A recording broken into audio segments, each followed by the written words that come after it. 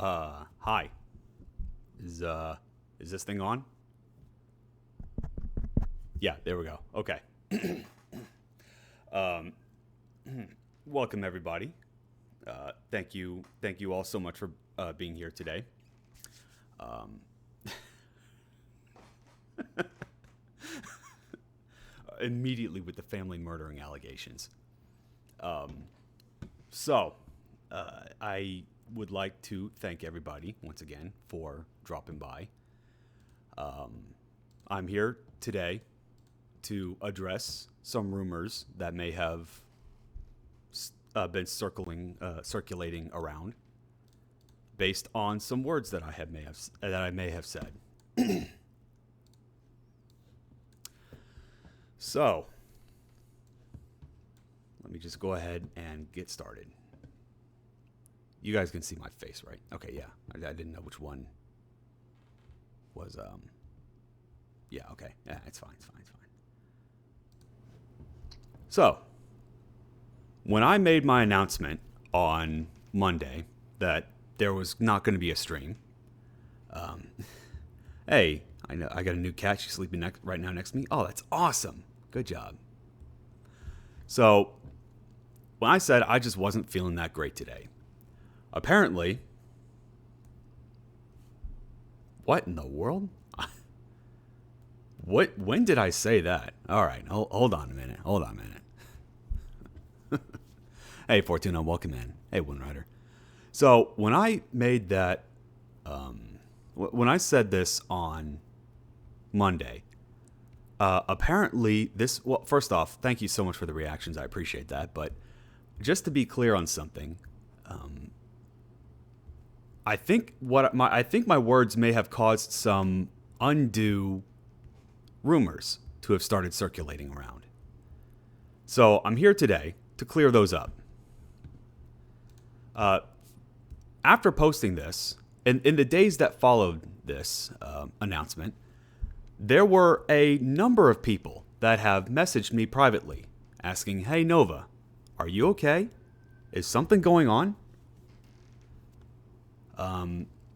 To which I say, "Wow, thank you so much for checking in. I really do appreciate that. There were a lot more than I'm used to, frankly."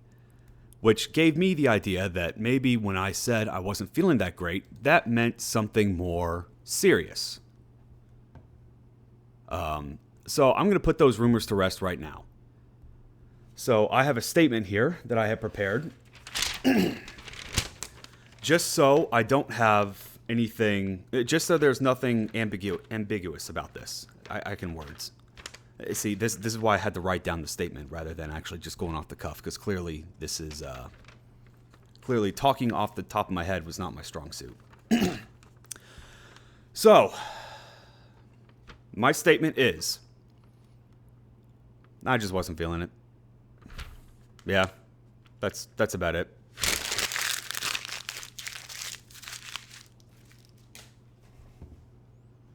Yeah, I didn't really have anything else beyond that. Uh, so yeah, that was what was going on. I just there were some things that were going on. It is what I understood. Okay, cool. Yeah, so there were some things that were okay. All right, the joke is over. Let me just go ahead and yeah, there we go. Start it back up. I was trying to set this up like this was some kind of like serious like allegation that I was trying to respond to, but whatever. A streamer taking a break because he doesn't feel like streaming? I know, right? What a weird concept. I mean, to be fair, you never did Mondays in the past. That's true, yeah. But yeah. Wow, y'all really catch really? Yeah, okay. So, yeah, that's most of what was going on. There was a combination of things that were just...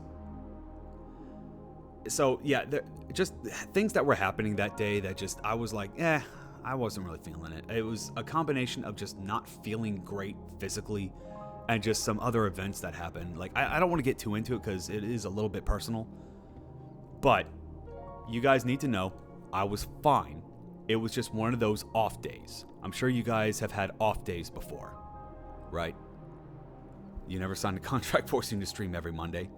Yeah, I understand. Thank you guys so much for the support, but what I was really surprised at was the amount of... I wasn't lying about that, right? There were several people that reached out to me in DMs on Discord asking me if I was okay. So that was, frankly, unprecedented. So I thought it'd be like, oh, okay, well, I just wanted to make sure that everybody knew it was not serious, just in case anybody else had the same idea that it was something more serious than it really was. I just want to put you guys at ease. I was fine. I just had more. I just had an off day. Some people I have told the full reason, but because it involves some personal details, I would rather not shout out in front of the internet. That is void. But you guys just need to know, I'm fine. I was fine. It just wasn't a stream day, if that makes any sense. It was just one of those days where I had to just lay down on the couch and just refuse to be productive. Yeah. I just assumed you were sick or a little tired. You know, John Erico, it was a little bit of both. Not gonna lie. I wasn't really... I wasn't ill sick. I still had to go to work that day, but it wasn't anything even remotely serious. To be honest, it's more rare to have on days. Yeah, I got you. But yeah, that day was just nah. Join the Johnington Press. What about the rumors that you're kind of a harsh critic? Oh, those are all true. Those are all 100% true. I will not hide from those. In fact, I will embrace those. How dare you clickbait me with a stream title like this? That was the idea. Yeah, that was the idea. This is going to look really weird because I just realized that today was actually a judge's highlights. So this is going to be... this whole stupid 10-minute tangent is going to be at the start of the highlights on YouTube. Hi, YouTube. Hopefully you skip this part because I'm going to put timestamps on this, so all the devs are just going to go straight to the game and not whatever the hell this is. Also, what? You take a day off and someone got angry? No, the opposite, actually. People assumed that when I said I wasn't feeling that great, they assumed that there was something more serious going on, and then a bunch of people reached out to me asking if I was okay. And I really do appreciate that. But I just wanted to set the record straight just in case anybody else was thinking that no, it was fine. There was nothing serious going on. Yeah. You took a day off and everybody celebrated. You're lucky I don't have a bunch of press mics right in front of my face. Otherwise, I would say what I'm really thinking. I think it was projection, just the non-toxic caring kind. That's fine.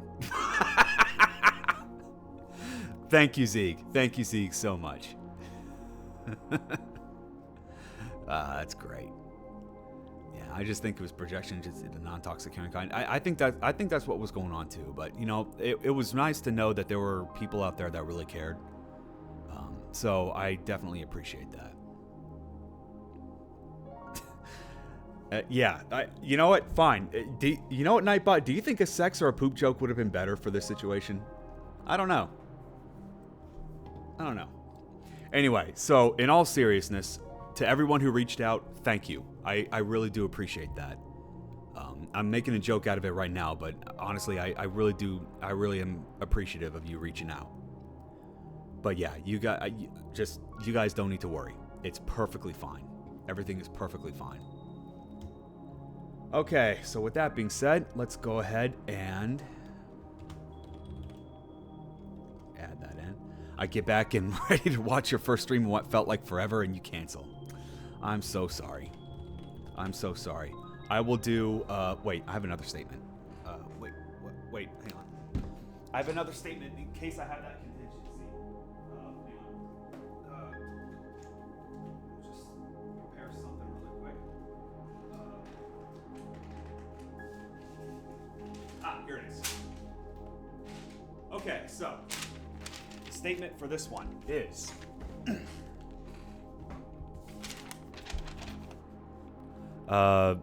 shit happens. Yeah. That's about it. Alright.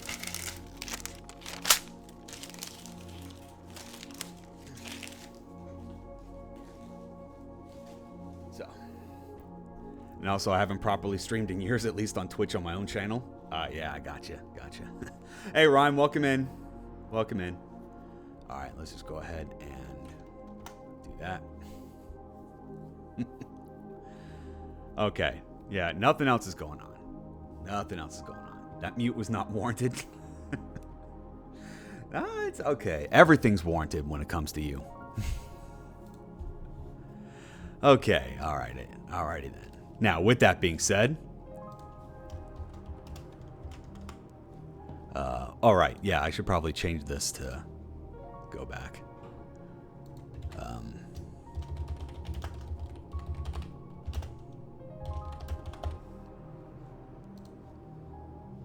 So I'm hoping, again, I'm hoping that those that are just here for the judges' highlights are not gonna be looking at that stupid part. Anyway, yeah, thank you again. But yeah, back to our regularly scheduled program. And yeah, I just wanted to let you know what the clickbait title was all about. I mean, if it worked, then great. Wow, up to 174.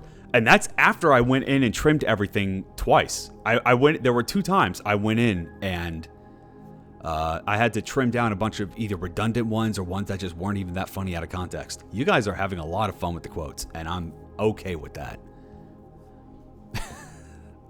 Oh no, Nova, when did you say that? Windrider, have you forgotten how things work here? Just as a reminder, even if I knew the context, I don't remember half the stuff that I say on stream. So I'm often just as surprised as you guys whenever I see these quotes come up.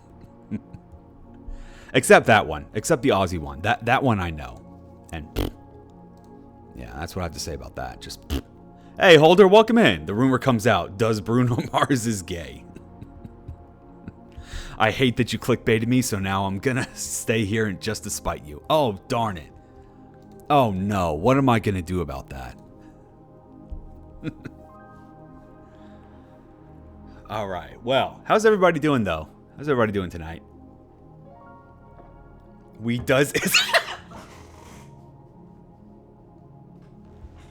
Why does broken English just completely break me? Like, it's immediate, like a sniper shot straight to the funny bone. Oh, God. That never fails to make me laugh.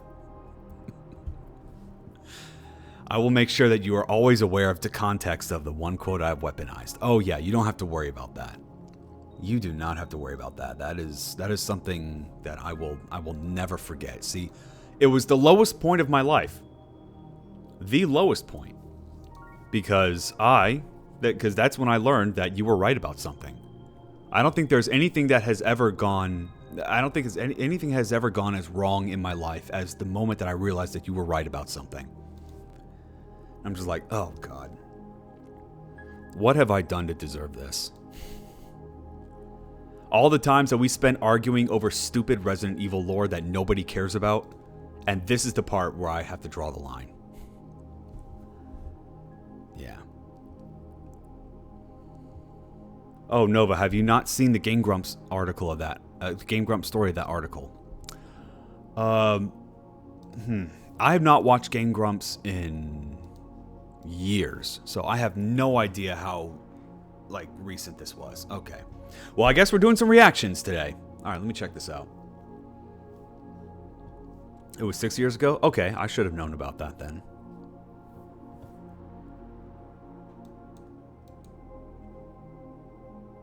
I was making a Bruno Mars joke to a friend of mine, through text message or whatever, and I needed a Bruno Mars image, and so I looked it up, and the first thing that came up was, I'm gonna send this to Kevin, was this article titled, "The Rumor Come Out, Does Bruno Mars is Gay?"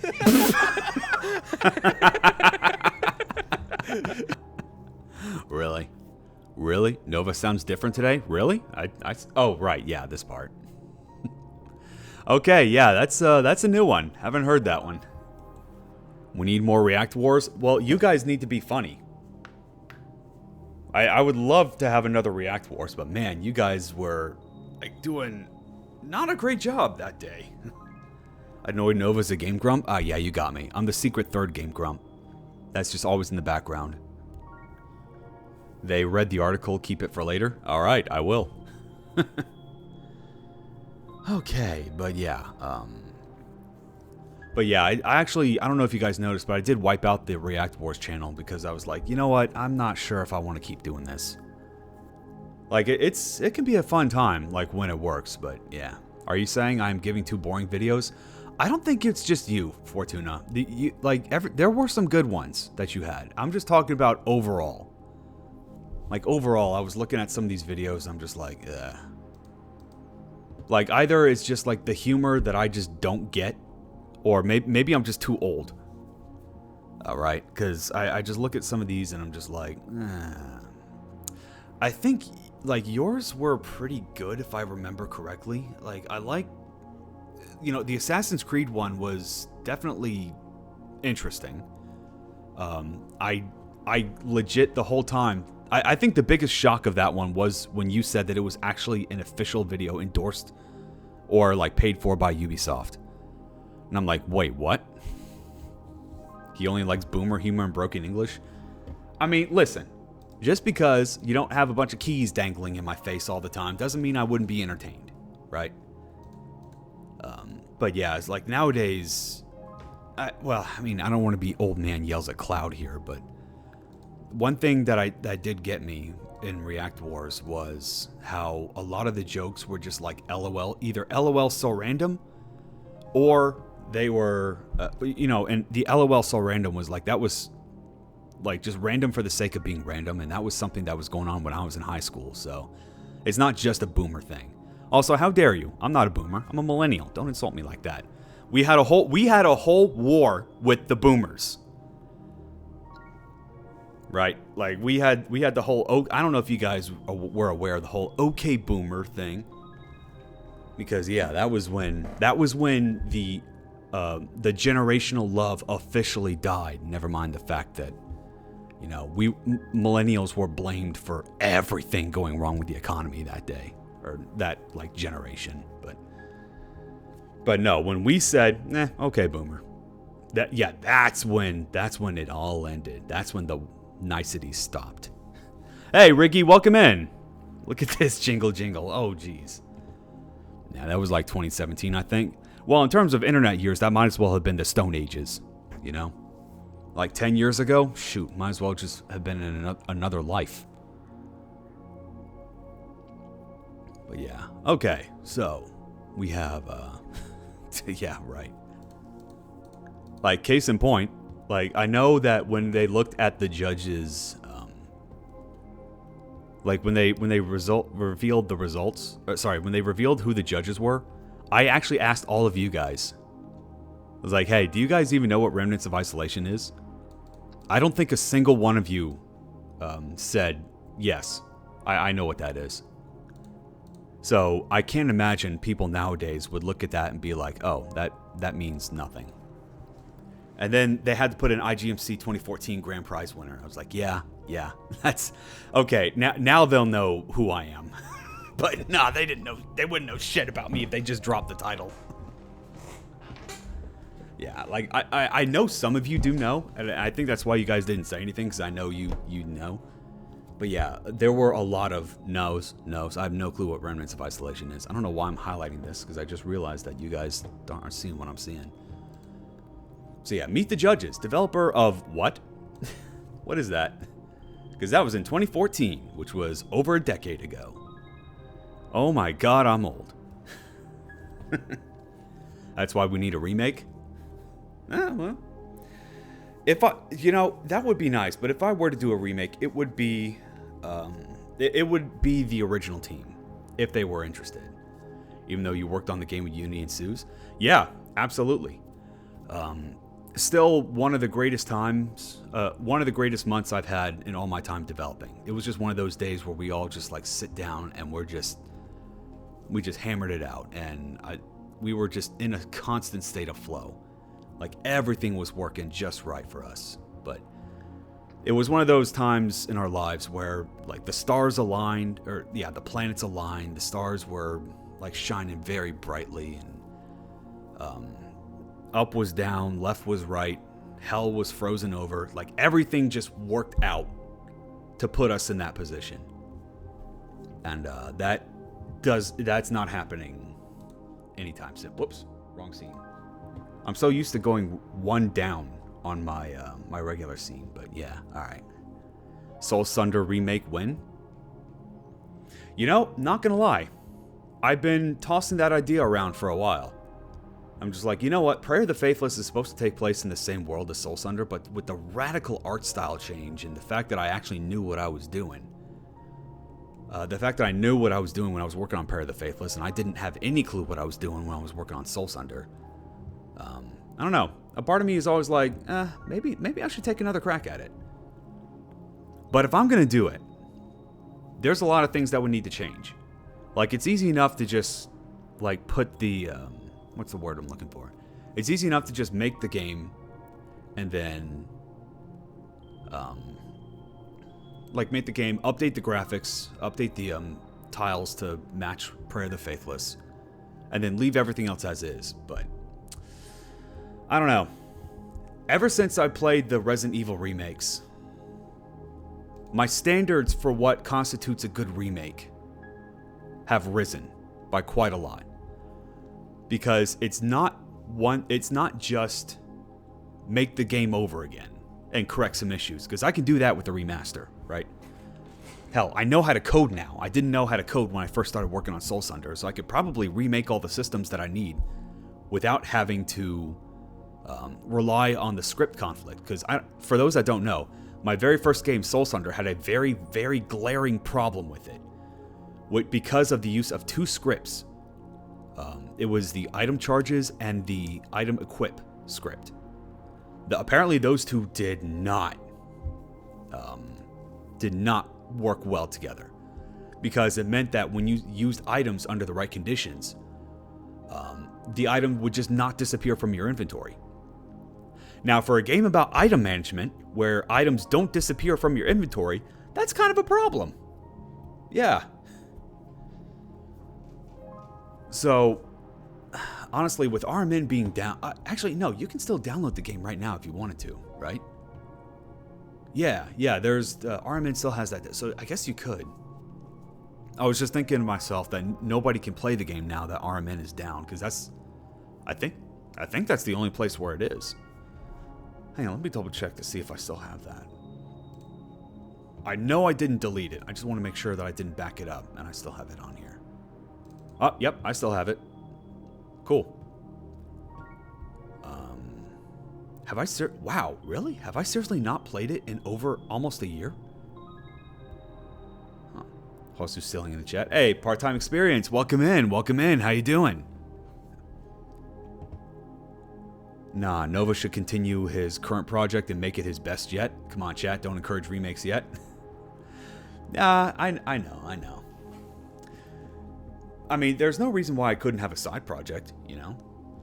But the idea that I had for a Soul Sunder remake was, what if I remake Soul Sunder with Prayer of the Faithless' gameplay? Because that's essentially what it is. Like, remember, for those that don't know, Prayer of the Faithless is technically a sequel to Soul Sunder. Yo, everyone, I'm gathering my energy. Yeah, I know how that feels. You can always upload to itch. I could. Yeah. There really is no reason not to. I've considered remaking Ring Spirits, but a long way off. I mean, considering you're in the middle of another game like that, then yeah, go ahead. The first project is always a casualty of quality. I don't think of it that way, because a casualty implies that something screwed up along the ways, and your only crime when for your first project is being new. I thought about redoing Deluge, so I did. Yeah, great job. Also, shameless shout out, not sponsored by the way. Guys, go check out Riggy's game, Deluge. Go wishlist it on Steam. Hang on. Yeah. Wait. Oh, whoops, that's the original one. Wait, what? Deluge Threnody of Crashing... Wait, what? Oh, okay, so this one has Deluge 2K3. Oh, man, why is the remake not coming up? Do you have a link to it in your game page on Steam? Actually, you know what? I just realized. You posted the link in the judges chat, so there we go. All right, here we go. Okay, go give that game a wish list. Yeah, not sponsored, by the way. I'll be expecting the check in the mail. Nova is not only the third Game Grump, but he's also the third Da Vinci twin. Da Vinci? Da Vinci. Well, alrighty then. He said it. What did I say? Was that a trap? Did I just say something stupid? You guys don't think I say enough stupid stuff on my own? You have to bait me into saying something? What did I say? Da Vinci. Yeah, because you wrote that, and I'm reading it out loud. You said it just like that. Just like who? Who are you talking about? What? Oh, jeez. Am I making references to random people? Like, that I don't even realize? Am I just so integrated with internet culture that I'm just referencing people that I don't even know exist? You know what? If the next time someone does SMH at me, I'm just gonna be like, you know what? I think that says suck my head. Yeah. So no, I will not. I'm trying to fight back against the these allegations. The Da Vinci twins are the two twins on TikTok who make meme videos. They're a net positive, to be honest. All right, let's check this out. Hang on.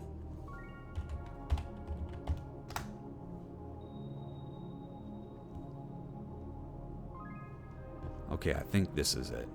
The Voros twins. What is this? Who painted the Mona Lisa? Mona Lisa. Yeah.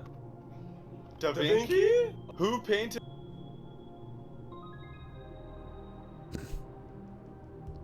Well, alrighty then. Please don't say suck my head ever again. Well, hello to you too, Aaron. Well, that depends on chat. If they keep saying it, then yeah, that's what that was. Riggy has a soundbite of them saying to download Deluge. Wait, seriously? Nice. Okay, well, I guess we like these guys, huh? DZ bought me a cameo of them. Best gift ever. Seriously? Wow. All right. That's awesome. It shake my head. Oh, right. Right. Oh, crap. I forgot the H stood for head. I was trying to come up with something really bad for an alternate definition that I'm going to use as my new headcanon. Then I forgot that's not what worked. I know it's shake my head, but I was trying to fight back against somebody trying to shake their head at me. As if I'm the one in the wrong here. But alright, sure. Whatever. But, yeah. You guys go hang out. John Erico! Well then. Okay, so let us continue on. So because I didn't do anything on Monday, I'm going to take a look at everything that was started since Friday. Which means everything on the 20th. Okay, yeah. So it's starting right here. So let's get started. So, Nerwanda starts off with new pixel art commission work. Same client as before. I might use this as a new commission banner since I really liked how it turned out. Kinda sucks that the whip is hiding part of the anatomy. Uh-huh. Yeah, that just happened to happen, huh? Really? Okay. Alright. So, if I don't get banned off Twitch for this, then, great job. But, what are we doing here? You know, this is interesting. More and more, I've been more interested in pixel art that doesn't have a very clearly defined outlines, and I'm noticing here on the horns and the head and the hair. What? What are you taking a picture of me for? Listen, I'm doing a review. I'm just doing a review. Oi. Bad, John Erico. Bad. Oh, I was on theme. But yeah. Okay, so yeah, that was interesting to me. So, but I'm noticing that there are some parts that do have an outline and some parts that don't. So the hair and the horns, no. Oh, ads. All right. Thank you for that. Boom. I hear none of your judgment. Oh, man. You know, when there are ads, should we just, like, take a pause? Should we just, like, take a break or something? It's only, like, a minute and a half, I guess. But I don't want people that don't want to or can't subscribe to miss out on what's going on here. But sometimes when I get focused in, I completely miss the idea that there are ads. But I don't know. It seems kind of strange. I don't want people to miss out on stuff. Yeah, not when I spent all my prime on you to hear your sweet secrets. Well, I mean, everybody can hear my sweet secrets. It doesn't have to be just the subs. It just doesn't have to be the people that pay me. Yeah. Nova, that's really rude. What? What's really rude? What did I do? What did I say? What did I say? Or this time. Yeah. You can't say things like that. What? That I want to be there for... I want everyone to listen to what I say? Yeah. Ads over, Return of the Booba. Ah, okay, gotcha. Wait, really? Because it says... I have a notification that says that it ends in 20 seconds. Well, anyway. Well, there's the Booba, for anyone that wants it. Okay, so we have... Snapshot... What did I do? What did I do? I didn't do anything, Windrider. I'm not guilty. Listen, I have to hold you guys in line. He doesn't know. Oh my god, did I just do it again? Did I do it again? What didn't you do? I don't know. You're the one that gigantified the emote of me doing something wrong. Thank you for that, by the way. I have to use that on you guys. This is not supposed to be used on me. That's why we love him. Why? What did I say? What did I say? Can't say things like tat. Oh man. It's the thinking jokes he doesn't get. Why? Because you are, quote, 174? I am not a quote. I produce the quotes. I'm not a living quote. That would be nice though, because then I could be immortalized in words of wisdom. But no, it is not to be. Also, if you want to use that command, it has to be by itself. I don't think you can integrate that into a message. What even is 174?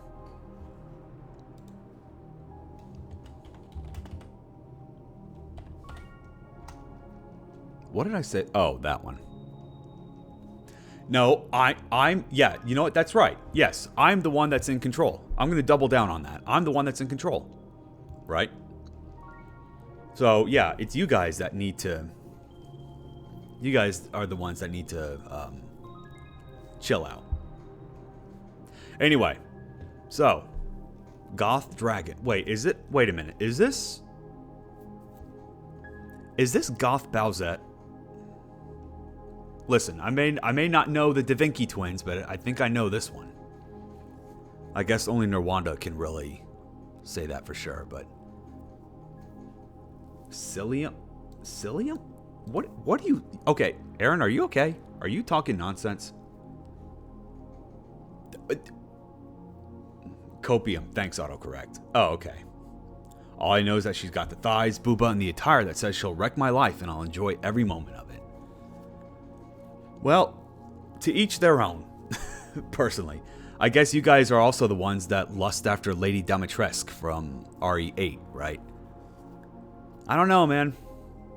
There's something about women that are trying to kill me that just kind of reduce themselves on the hot scale.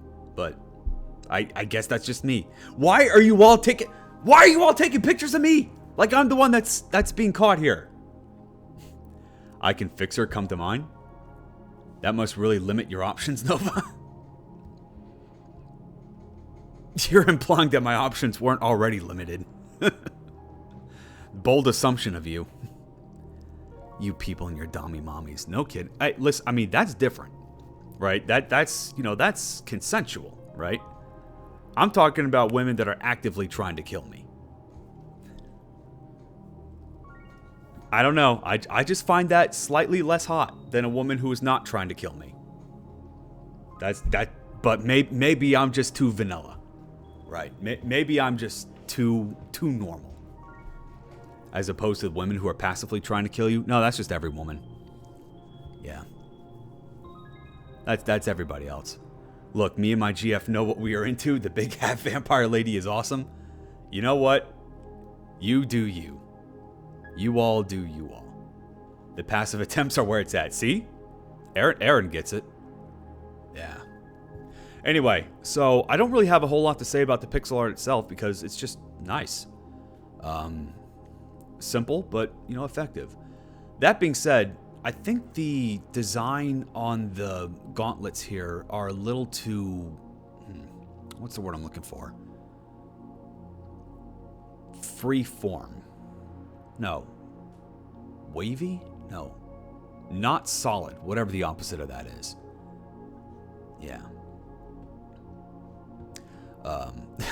I joined at the right time. Hey, Tron, welcome in. Welcome in. How you doing? Yeah, I'm not sure I like the gauntlets.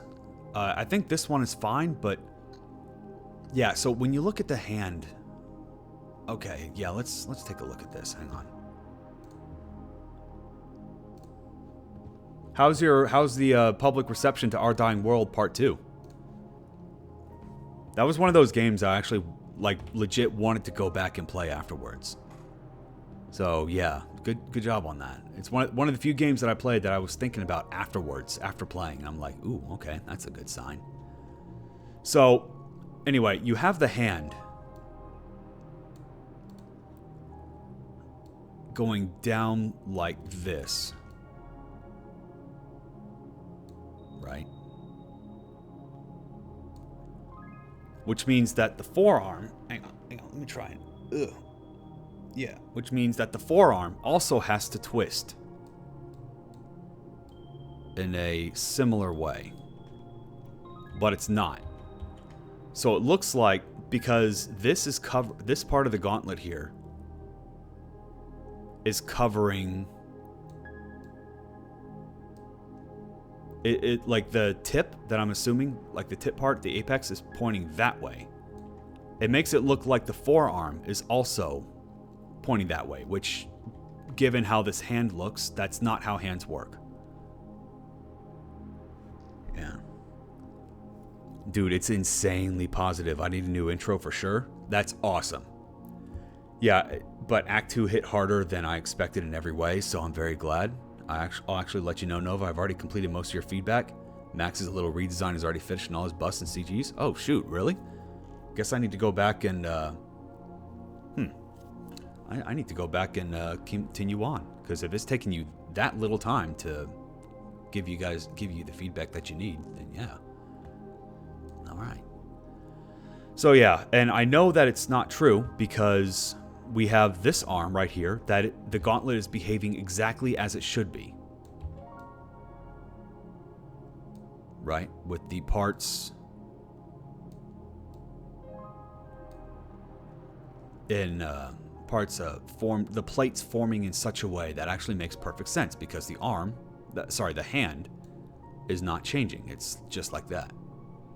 So never mind the fact that it looks, actually, you know, now that I'm looking at it, it looks like her hand is gripping only half of the whip. Huh. He's letting all the positive feedback go right to his head. You know what? Tron, how long have you been working on this? Because if it was anywhere close to the amount of time Prayer of the Faithless was developed, like 7 years, I think he's allowed a little ego boost. We can let Tron have a little ego boost. Did you see what I was saying about the hip and legs? I did not, but I made a note of that later. All right, hang on. No, that wasn't you. That's why we love Aaron. It's the things. Hang on. Remind me again. I'm scrolling up through chat, and I'm actually not seeing it.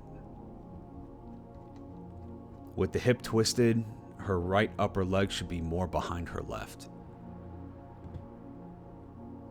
Her right upper leg should be more behind her left.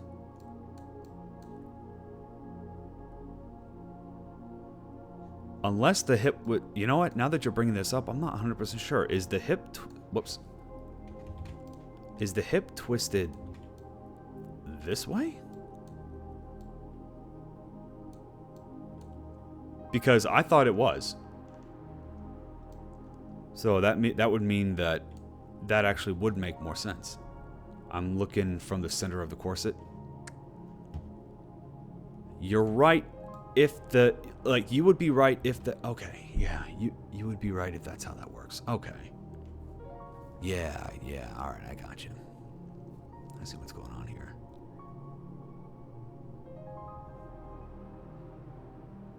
But also, I mean, if you look at it that way, then if that's true, then the foot here would be broken because there's no way... Wait, hang on. Let me try that. Right there. Ow! Okay, nope. You cannot twist your foot that way. Ow. That doesn't hurt the ankle. That just straight up breaks it. Oh, yeah. All right. Yep. Already did that. Yeah. Oh, man. Okay, so, yeah, that does look a little bit weird. Very weird, I'll admit. But yeah. I just wanted you to share my pain. Was that an elaborate troll? Did you did all that just to get me to break my own ankle? Wow. You know what the worst part is? I don't need to stand up to do my job. Which meant that even if I broke my ankle, I would just have to work from home. See, if you really wanted to help me out, you would give me a way to break my wrist, to break my hand, so I wouldn't be able to type very well. Because that will stop me from doing my job. Or not. Actually, nowadays, most of my job is consisting of meetings, but yeah. Anyway, the last thing I wanted to bring up was the chain on the sword. I wasn't sure if the chain was magic or like a hologram or something, but I like that you're doing the ivy blade, right? Like a whip sword. I like that. Those are cool. But I'm just wondering, the color choice made me question what kind of material this chain was made out of. But then you can't do basically anything else either. True. I need to figure out how to like temporarily dislocate my wrist. To just like, so I can show a picture to my boss, be like, can't work today, and then just pop it back in place so that I can do all the other stuff that I want to do. No, they'll make you use AI to voice their code. No, they won't, actually. Because they, I have to... So, here's the thing. My company was pushing really hard to get us to use AI. They were pushing real hard. Be like, oh yeah, Gen AI is the future. Everyone's going to be using Gen AI. It makes things so much easier. And then about a couple months later, they're like, okay, listen. You're going to have to prove to us that generative AI, that a license for Gen AI is going to be useful for you. Because the only Gen AI they're going to let us use is Microsoft Copilot. Which, granted, I've never used. But I've heard several different accounts about how generative AI can be used for coding. Exactly 0 of them, 0, had anything even remotely positive to say about it. And you know what? As someone who writes code, that does not surprise me in the slightest. Because code, the thing about programming is that there are several different solutions for a single problem.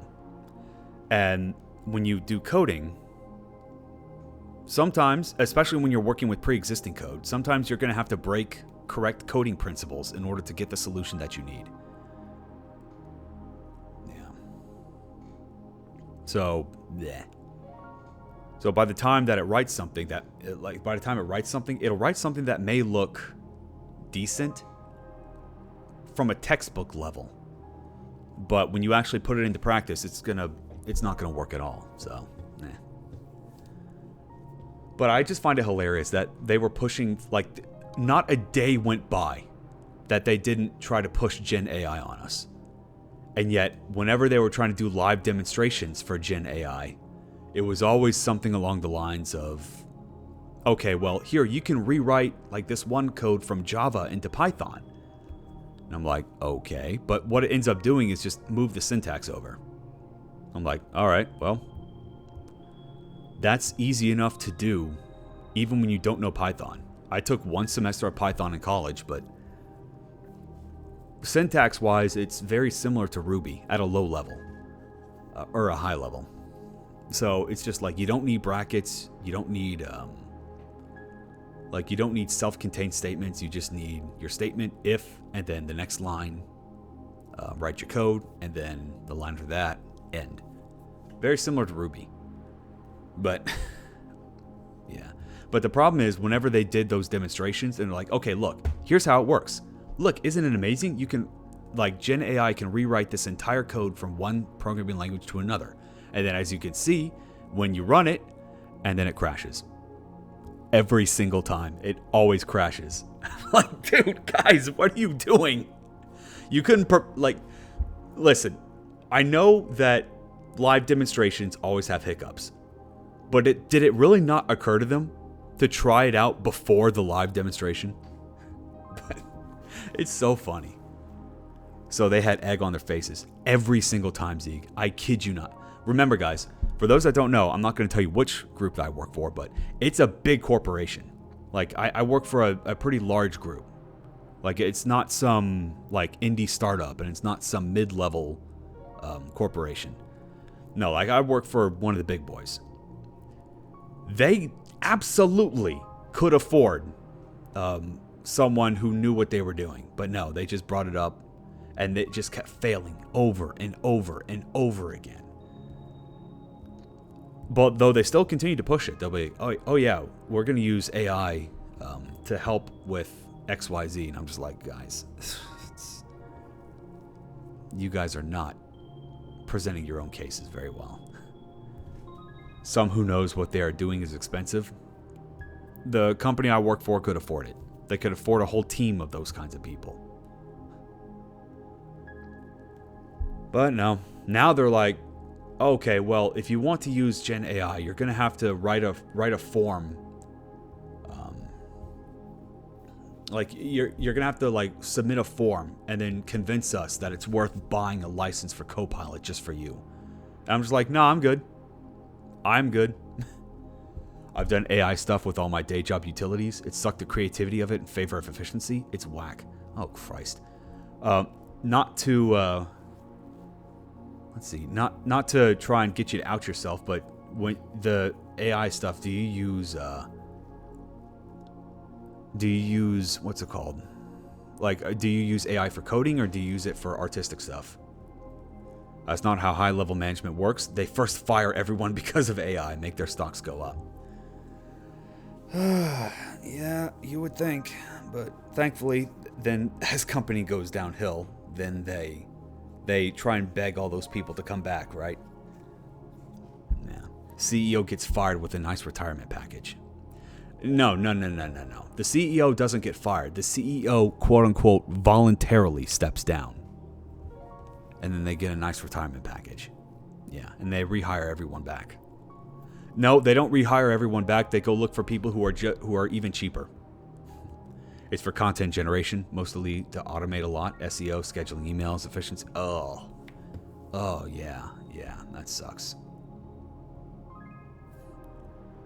You forgot the part where they fire you, but then outsource you for the same job for less pay. Yeah, not too much content creation. It's for a college. Yeah. So just rewriting stuff. I'm so sorry. But yeah, which really sucks because it's just like, why even bother?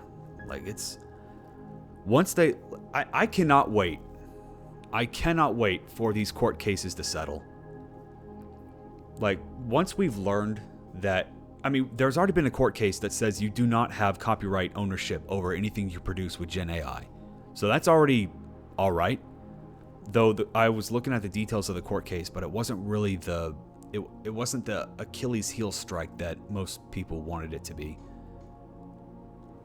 But yeah, outsourcing is the same pattern as AI. Well, the thing is, you can teach a person how to do stuff. So you can always hire them for cheaper. But yeah, AI doesn't learn, it just regurgitates. That's why I make games. Yeah, and then isn't it great how AI is supposed, like, tech is supposed to help us with the mundane stuff so that we can go on and do all the creative stuff? And then the tech bros like, hey, guess what we can make AI do? Yeah.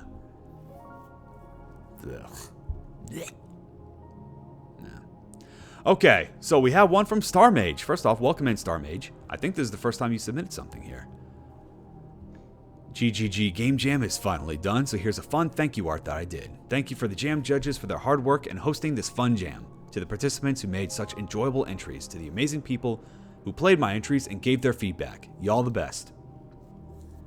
Yeah. It had the right intention as an automation tool than capitalism. You know, honestly, I don't even know if I want to blame capitalism for that one. I mean, yeah, it's true that capitalism took the tech and then, like, ran with it, but when the tech itself was built on theft, like, if it was built with theft as its core principle, I think it's okay to go ahead and blame the tool, not really capitalism.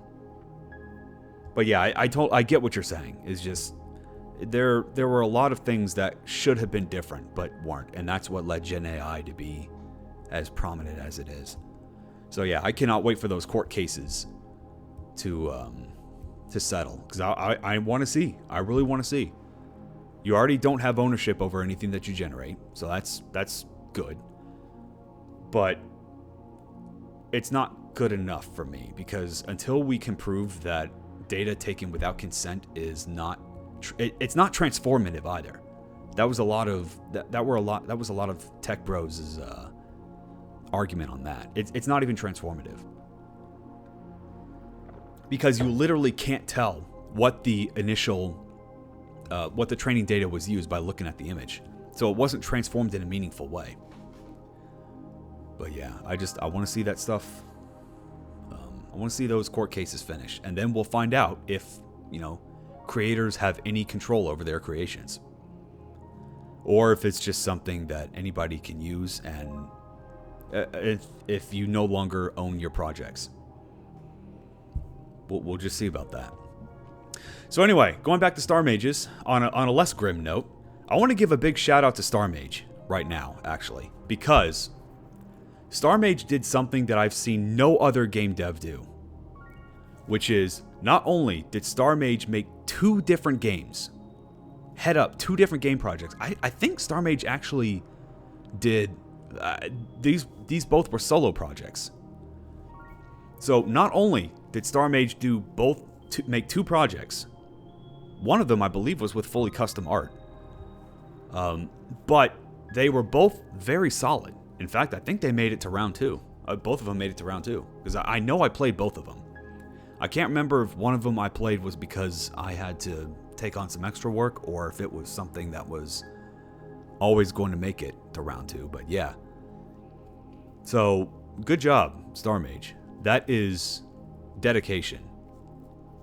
They've got some real skill there. So I hope Star Mage is doubly proud of themselves. And in fact, I think I have, not to give away the surprise, but I think I have both of these. I know one of them at least is on my list of games that I want to hunt. In fact, screw it. I'm just gonna do it. Let me just double check.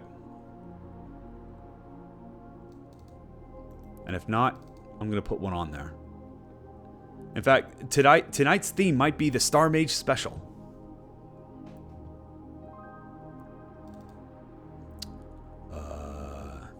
Okay, there's one. And then the other one was... Oh, I don't see that on there. Okay, well, we can do this one. And then we'll... Yeah, fine, screw it. I'll go ahead and lift the veil. I've already spoiled it, so yeah. We'll just go ahead and play one of them. Okay, he's doing it, the mad lad. You bet I am. So anyway, good job, Star Mage. Now, Atrikia comes in with, I'm assuming, fully custom custom tile sets here. Okay. I'm liking what I'm seeing here. Simple but effective. All right, I'm liking the texturing work on the wood. Yeah. Star Mage usually have multiple submissions in the jam they joined. Wow. So this is a pattern I'm seeing. I don't think I've played any other Star Mage game, so this was a first for me. But I was just blown away by not One good game was already tough enough, but Star Mage came in and was like, nah, I got another one for you. I was like, yo, alright. Alright, so speaking of which, I'm liking the books, I'm liking the PC. Simple but effective. Actually, you know what? So this is something that's kind of difficult for me to really judge accurately because I don't know if anybody else sees this, but you see the book looks a lot more dirty than the computer here, because I think the computer is very clean because it has a very simple shape. You don't have to worry about a lot of edges, a lot of shifting edges like what you see here with the book, and that's purely because of the angle that this book is at. But when viewed right next to each other, I keep thinking like, something's wrong with this book here. Even though I know that's not true, that's just how the book is angled, but I think that's just the nature of pixel art. Yeah. But everything else is pretty solid. I'm not sure I like the lack of shine on the sofa too.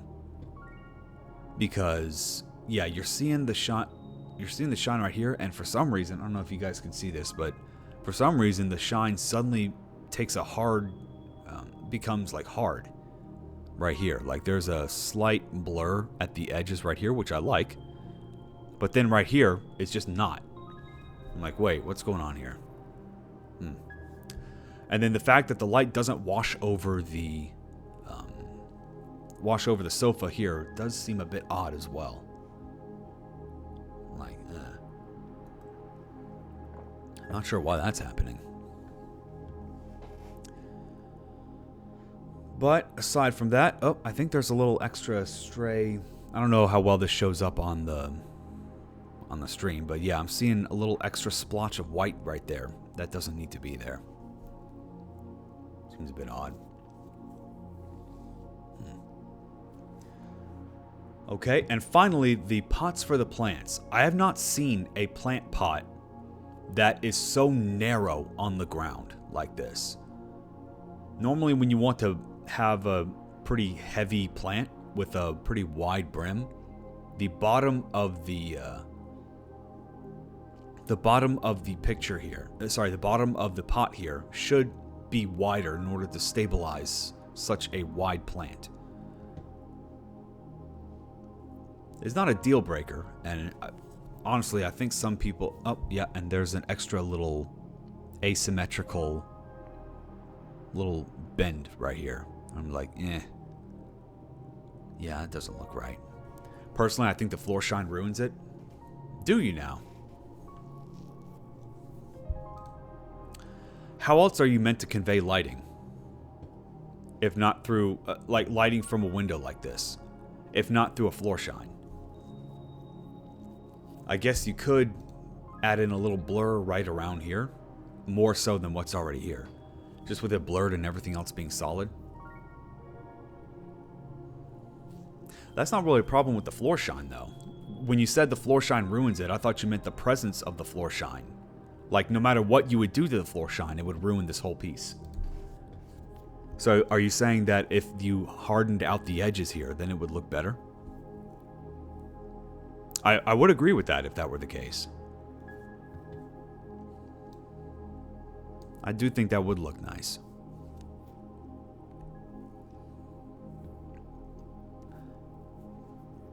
But, you know, light can dissipate in a way that isn't necessarily cohesive to a pixel art style, but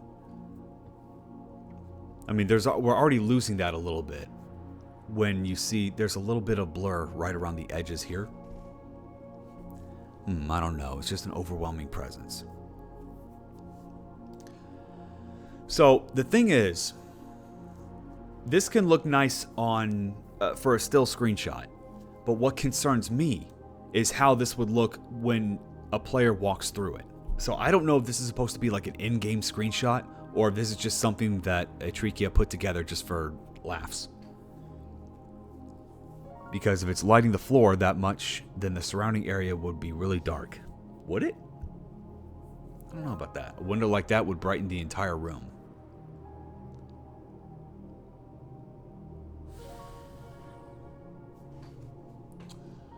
I'm not sure I agree. I'm looking around. I'm looking at the. I'm right next to a window, and I can see that there's a. The light is hitting the carpet and dissipating in such a way that would look kind of like this. A window like that, yeah, focused light. Yeah, it's all about dissipation. Almost like a torch flashlight.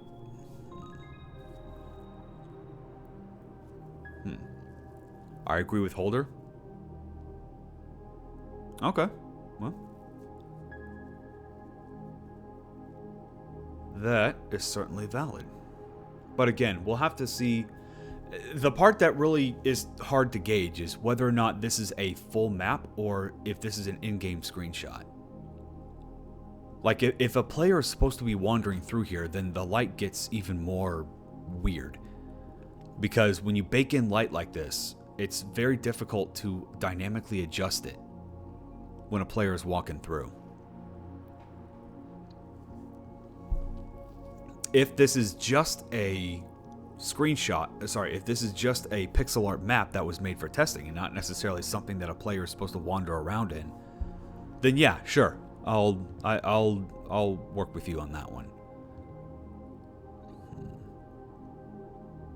There's also another light source right here, which actually makes the presence of this shadow here even more strange, because if this is really a light source, then this shadow should not be there. I get that it's to convey depth, but it's one of those things that's just, it's not going to make a whole lot of sense. Like, sometimes you would have to sacrifice one light source just to convey depth. So then the question becomes, you should probably put this entrance somewhere else. Maybe remove part of the bookshelf here and then put the entrance right here.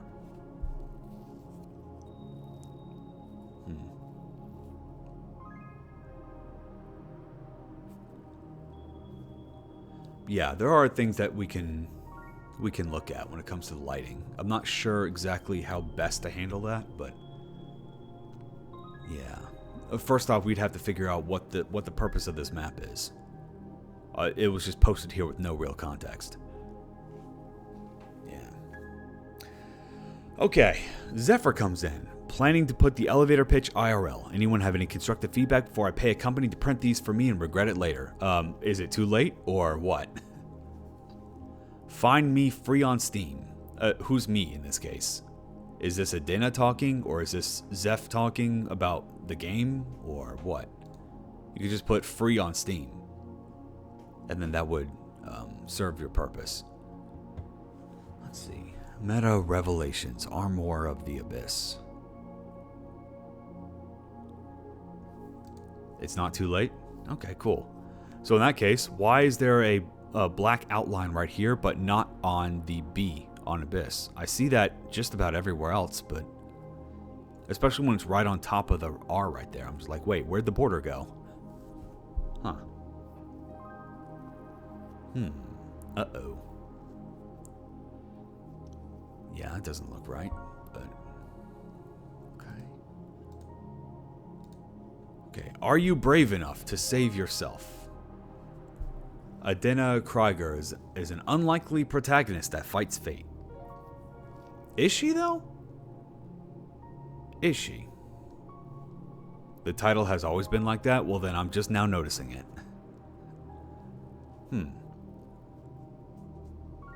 What makes her unlikely? I don't know. Like sword women in armor is not exactly, like, no disrespect to Adina, but sword women in armor is not exactly an original concept, nor would it fit an unlikely role. That being said, I'm struggling to figure out a substitute word for this. Follow my game development journey and try my free games and demos. What's the QR code lead to?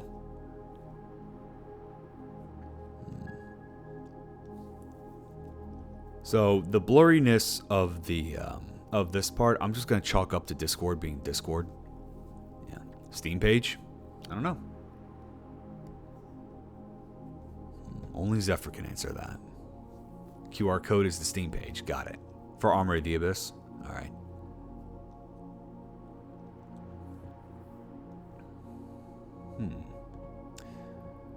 Everything else looks great, though. I think these are two very good images to use for testing. For a promo.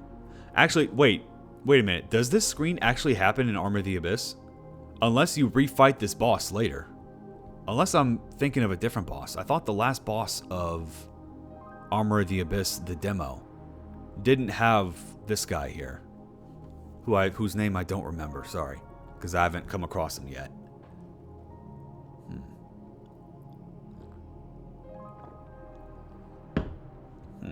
Okay.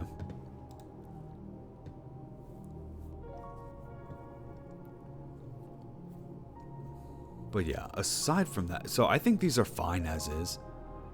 Just a little weird, like, ticks that probably don't matter to literally anybody else but me, but I thought I'd bring them up anyway.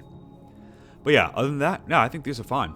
Is this supposed to be like a business card or something?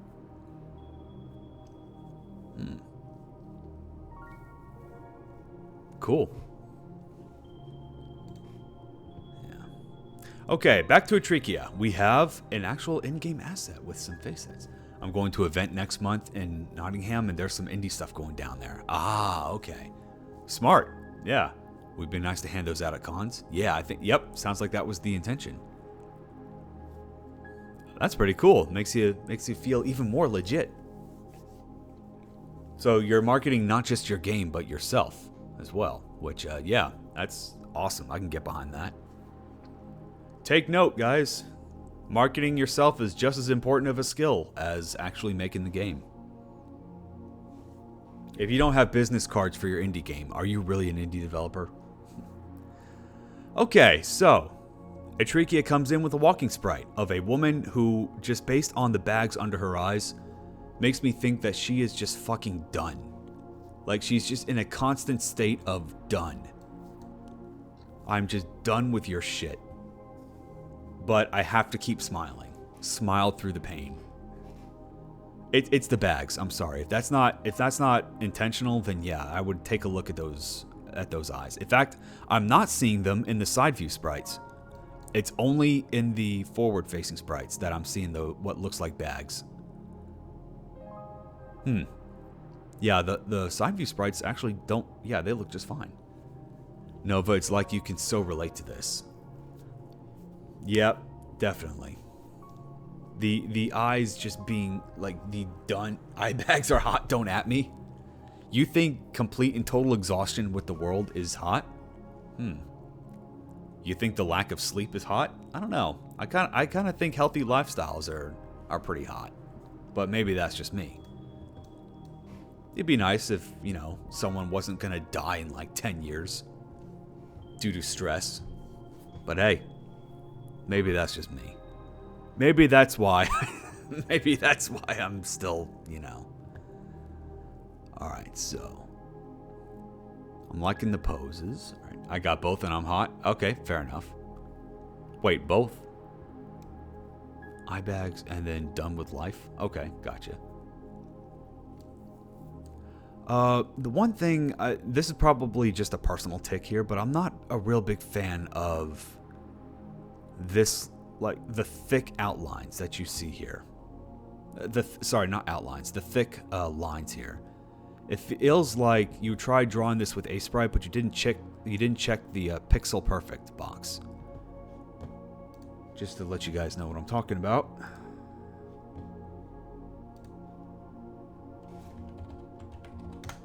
Why did my other... Huh, that was weird. I was wondering why my default canvas size was something so large. So anyway, when I say pixel perfect, here's what happens when you try and draw a circle with the pixel perfect box checked. And then when you don't have it checked, yeah, you can see how there's no diagonal pixels. It's just like 90-degree turns.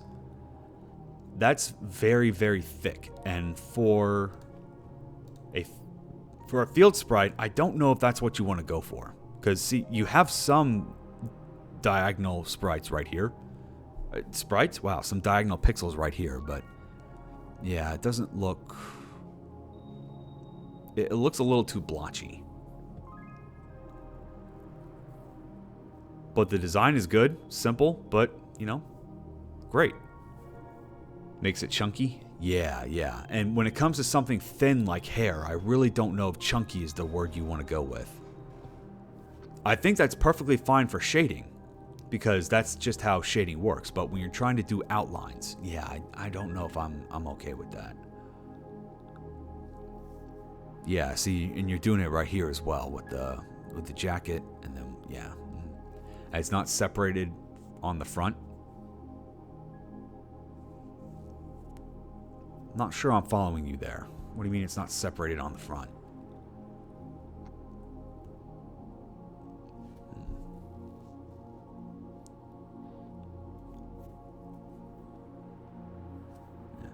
The bangs aren't done the same on the front facing. Okay, yeah, I think I see what you're going for here. Yeah, because it looks like the bangs are parted right here. Right above the eye, but you're not right above her right eye, but you're not seeing that over here. All right, I think that's what you're getting at, right? Because yeah, it's very asymmetrical, the way that it's set up here. But yeah, all right, that makes more sense. Yep. See, we had a whole ad break, and I completely forgot to check the ad break thing. So, sorry guys, no Bezos jump scare for you yet. Alright, I'm liking the hair on the back though. You know, blotchy pixel aside. That being said, be careful, because okay, I get the idea of using the flip tool, but when you're not careful about what you're flipping, suddenly the shading changes. Because see right here, the shading is, you see the highlights are on the right side, except for one frame over here where the highlights suddenly reverse. And not only do the highlights reverse, but also the thick outline reverses as well. That's going to look real and the ear. The exposed ear is also changing. Which, as you've noticed here, no matter how she walks, her right ear should always be the one exposed. The left ear should always be the one covered. And yet for this one frame right here, the left ear is the one that's exposed. That's not right. So that's going to look real awkward in motion. So be careful with that. Yeah, it's a good start though. Okay, Fortuna comes in with another screenshot of the area that I believe we were already in. No explanation for this, so I'm assuming that you're just showing off. In which case, yeah, alright. I do not have anything really to say about this. It's just, yeah, it's nice. You know, contrasting the dungeon design with something that's very outdoorsy, yeah, I'm liking that everything is very busy, but it's not cluttered. So I can definitely appreciate that. If I had to really nitpick, I would try and maybe put some of the, move the weeds and move this little flower away from the walkable path. Because that's where people walk. And I don't know about you guys, but if I see plenty of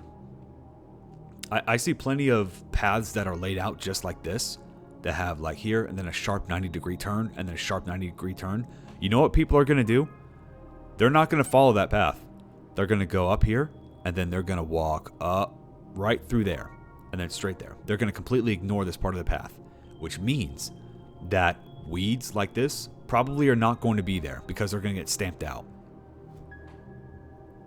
So I would strongly suggest moving the movable plants. In fact, yeah, if I were to go here, I would probably just walk straight across this. So you have to think about it how a person would try and walk when they're in a hurry.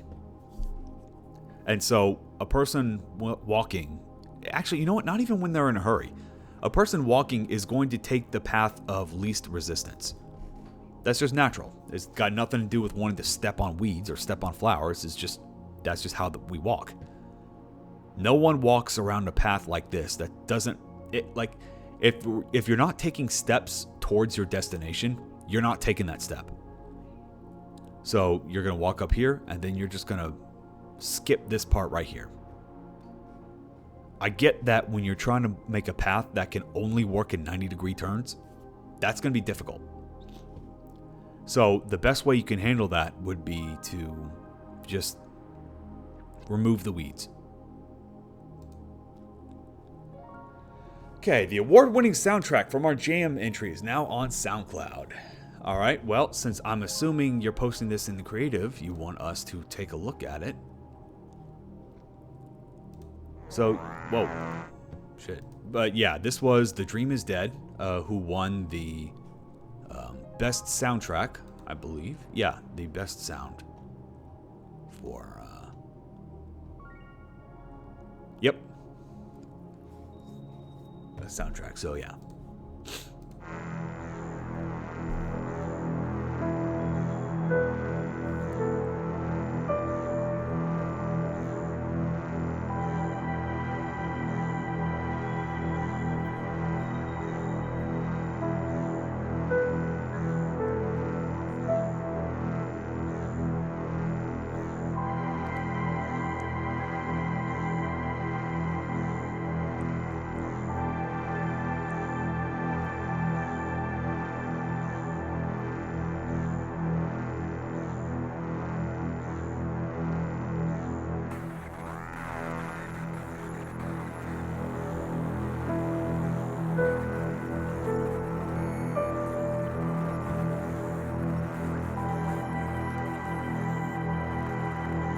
Sorry, didn't mean to put a mixtape there. I just realized I have my own music playing with this.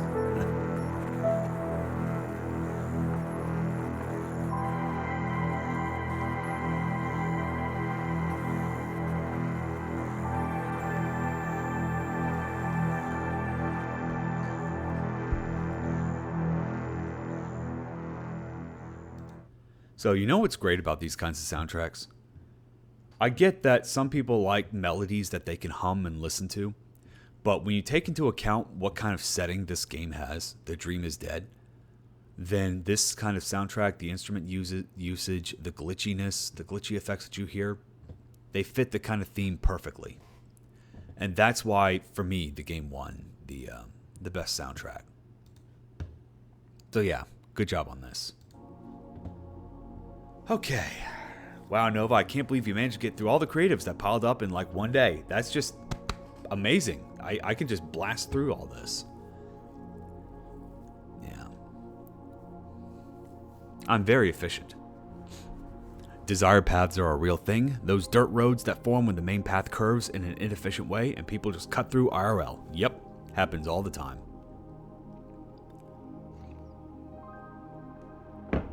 So, working on a dungeon using parallax mapping. I believe this is the same map that I saw Zephyr work on when she was streaming a couple days ago. So yeah, I'm liking the tubes. I'm liking the spoiler boxes. But alright, not bad, good stuff. And we have, yep. Oh, and then there's the blood. I did not draw the spoilers in when I was streaming, fair enough. Yeah. Though, admittedly, that does kind of make it hard to react to like some of this stuff because it's very clearly blotted out. So, you'll have to forgive me if I don't have a whole lot to say about everything here. Alright, blood. Oh no, something weird's going on here.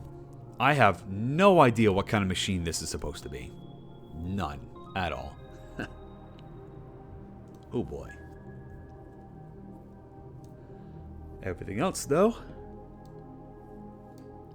Yeah, we have computers reading out nonsensical information. And then gelatin. Hardened gelatin with very reflective textures. Yep, and then there's the patterns here. There's Newt Death F4. Alright, so if I were to say something right away, is that the first thing that sticks out to me is that I don't know what these are, and I also know that they're important enough that they stick out from the wall and that there's just so many of them. I don't usually care about subtle spoilers out of context, but they were 2 placards with images on that had very straightforward implications. Ah, that's fine. Yeah, I'm not judging. Show what you want to show, hide what you want to hide. You know, that is entirely in your hands. Not judging one way or another. Alright, so we have... the one thing I don't quite get is the different colors that we have here. Is that just to break up the monotony? Because if that's the case, then why did it have to be colors? Why couldn't it not have been shapes or other objects?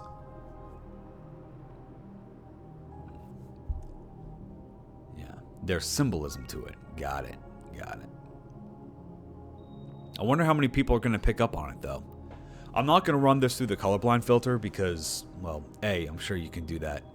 Yeah, it's not important for colorblind people. Yeah, that's the other thing. It's like, yeah, it's not really, it's not a, you don't need that for gameplay mechanics. I do think people, just eyeballing it really quick, I do think it's going to get lost to some people, and if there's a symbolic meaning behind it, I do think it would kind of suck that colorblind people would not be able to pick up on it, but hey. You can't win them all. But yeah, if it's not required, then it's not really worth checking it. It's the domain of a group of people and the colors represent them. Okay, cool. But yeah, I'm really liking the busy wall texture though, even though I still have no idea what these objects are supposed to represent. And I don't really know what the jello is supposed to, the hard jello is supposed to represent either. That just seems kind of odd. But maybe it would look better in motion. Like, I can see some, I can possibly interpret what they're supposed to be when I look at the tube. But not the box. Yeah, that one's a bit too unknown. They are glass tanks. I plan to add things into them. That would make things a lot more clear as to what they're supposed to be. Because, yeah, they're supposed to be tanks. Yeah, I kind of had a feeling that's what they were for the tubes, because I remember Edina, finding Edina in one something similar to this. But yeah, it's only when we get to the boxes that it throw me off a little bit. Okay, next up, Holder with a remake of XP RTP Monster. Very, very nice. Alright, a simple color palette, but hey, I like it.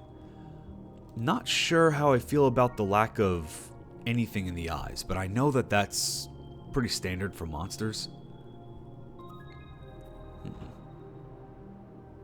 But you know what? I'm liking the shading, which means, like, the way that the shade is showing off here. Sorry, like the way that the brows are bending downward, that gives this a very angular face, and I'm really a fan of that. Oh no, it seems her arm has the same problem of Goth Bowsette's sword. It's just a shame it just happened to be in the right place at the wrong time. I know some of you guys are freaking out. Told you mine was on theme. Yeah. The blank irises I can deal with. I'm just not quite sure why there's no sclera. That's what it's called, right? Huh. I'm gonna have to do that for the battle sprite also. Ah, okay. Yeah. All other monsters have that also? Yeah, but the other monsters that now granted, the only monster that I remember seeing is the ghost, which the ghost is just a sheet. But the difference is this is an actual, like, face, actual head, and eyes have sclera to them. So because you put shine right here at the very bottom, this makes me think that these are not actually eyes, and that they're just objects that are just hanging out of what would look like an eyelid. So a snake-like eye? Nope. A snake-like eye would have, I believe they have the vertical slits. Okay, hang on.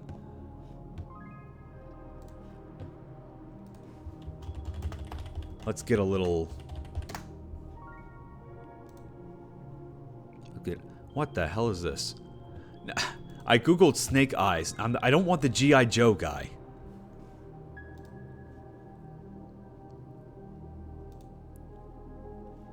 Okay. So yeah, something like this. Could you do a squiggle to show me? I'll just pull up a reference just to kind of show you like that. So we have the vertical slits for the pupil. So there's no slit in the thing that you're looking at. I'm trying to find one. Yep. See, you see, there's even sclera right here. That's not a real eye. Fuck. That's not a real. Okay, wait a minute. Wait a minute.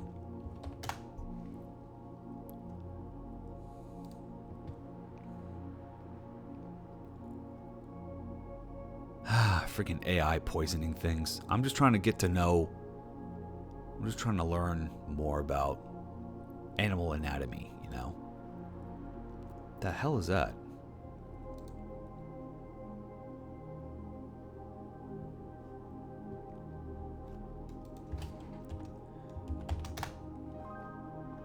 There we go. What the hell? What is wrong? What is wrong with some of these people? I just want snake eyes. Why are you doing tongue piercings? Why are you... This is why I don't want to Google things like on stream. I'm going to do this off to the side here. Who knows what else is down here? Man, I hate the internet. I hate the internet so much.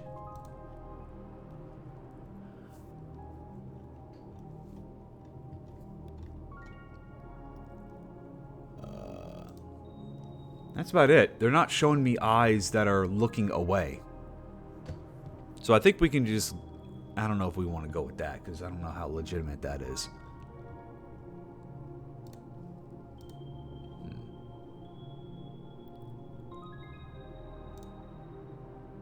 But yeah, you get the idea.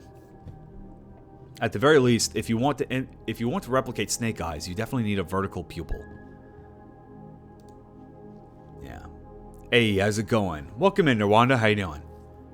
The original's newest comment. Can't add images and edits. Got it.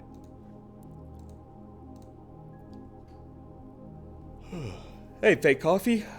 I have good news. Excuse me. I have good news and bad news. Okay. You can choose what you want to show off. The original RTP. I see what you're doing here. Okay, so you're just remaking that.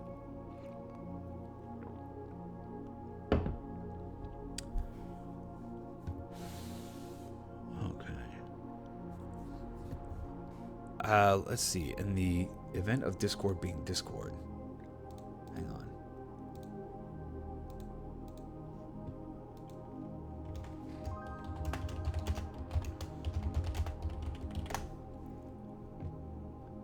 And of course, I don't see the actual... Alright.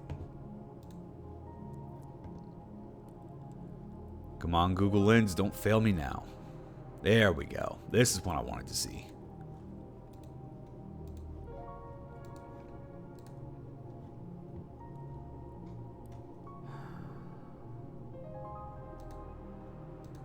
Come on, zoom in. Damn it. Boy, that's really not helpful. Okay, well, you know what? If that's how it looked in the original, then great. If that's the case, then go on. Do what you gotta do. Ah, piss off. Alright. I think, yeah, it looks fine. Yeah, because if you're just remaking that, then great. I got nothing more to really bring up there. Okay. Oh, it's really Saul, but it doesn't mean I can't alter it. Well, then the choice is yours. You know, I mean, there's nothing really stopping you from making different versions. You know? It takes like 5 minutes, if even that, to put in some vertical pupils. But then you can just publish, you know, versions of them without it to be more accurate to the original. You know? It's all up to you. You are the artist. You are putting this stuff out for free. For free. So... yeah. No judgments either way. Your words and thoughts have not been wasted. Ah, that's fine. That's fine. Okay, good news. I've appeared and my Chromebook finally reset. So I can finally download RPG Maker. Okay, cool. Bad news, I don't know how to buy them or how to download the free trials.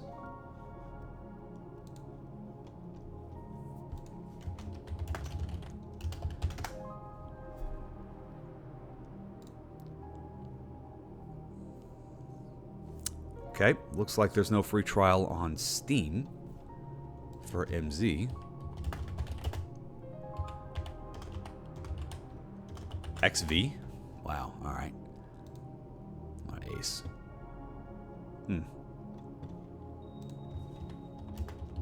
Well, here's how you buy them. I'm showing you that. Isn't the free trial on the websites? Well, then check it. I don't know. I'm just checking stuff that I think would be a better. Wow, really? RPG Maker XP remastered OSTs? That got negative? Oh, that sucks. 20 bucks. Wow, that's pretty steep. Not gonna lie. RPG Maker XP and MZ. That is an interesting group of engines to tack together. Huh. Alright, but then again, I'm no marketing guy, so what do I know? Well, anyway, that's how you do it. You just have to search them up on Steam and then go and check them out. Okay. Rhyme. I finally made Not So Homing Bullet. Hopefully I can wrap this up before the jam deadline. That's still incredible how Rhyme can do that.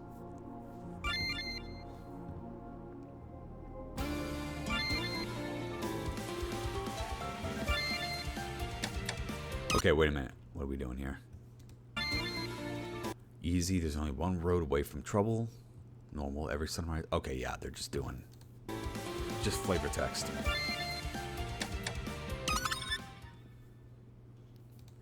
XP and MZ makes sense for a bundle, the old and the new. If you wanted to go for old and new, you should have bundled 2K3, not XP. Or even if you wanted to go further, 2K. Or if you wanted to go even further, RPG Maker 95. I'm sorry, is she walking? Huh.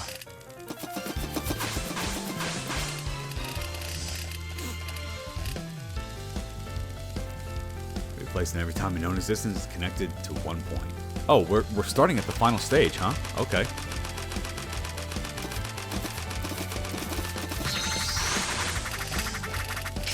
Damn. I didn't know you could become the bullet hell.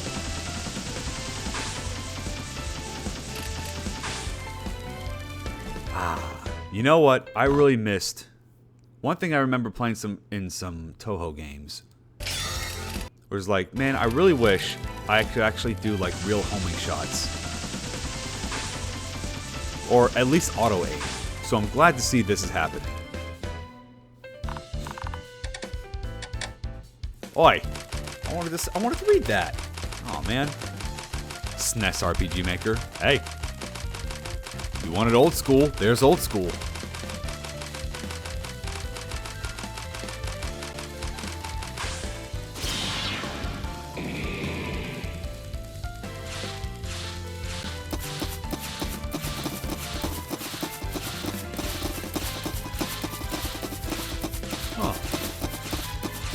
I like that it's automatically targeting the enemy that's closest to you. I can already feel my brain just shutting down when I look at this, when I try to play this. Like, yo, that is just rough.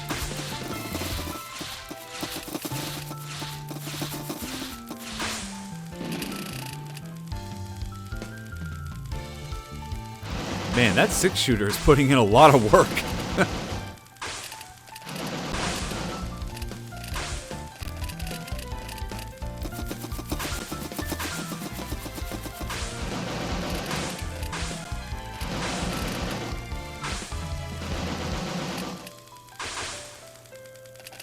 Man, Rhyme's so good at his own game.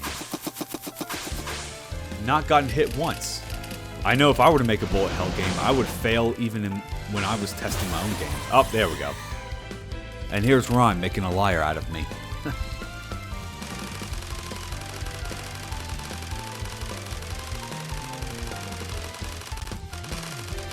Ooh, that lag.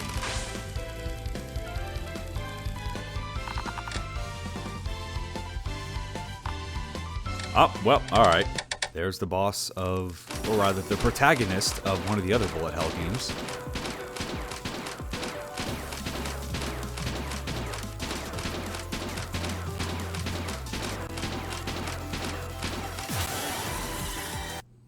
And Rhyme failed at their own game. Not that I'm in any room to talk. Need to hop, might be back later. Bye, chat. Alright, but hi? You're not going to say bye to me? Just chat? Wow. Alright, I see who gets the priority here. Well, bye to you too. I will be the bigger man here.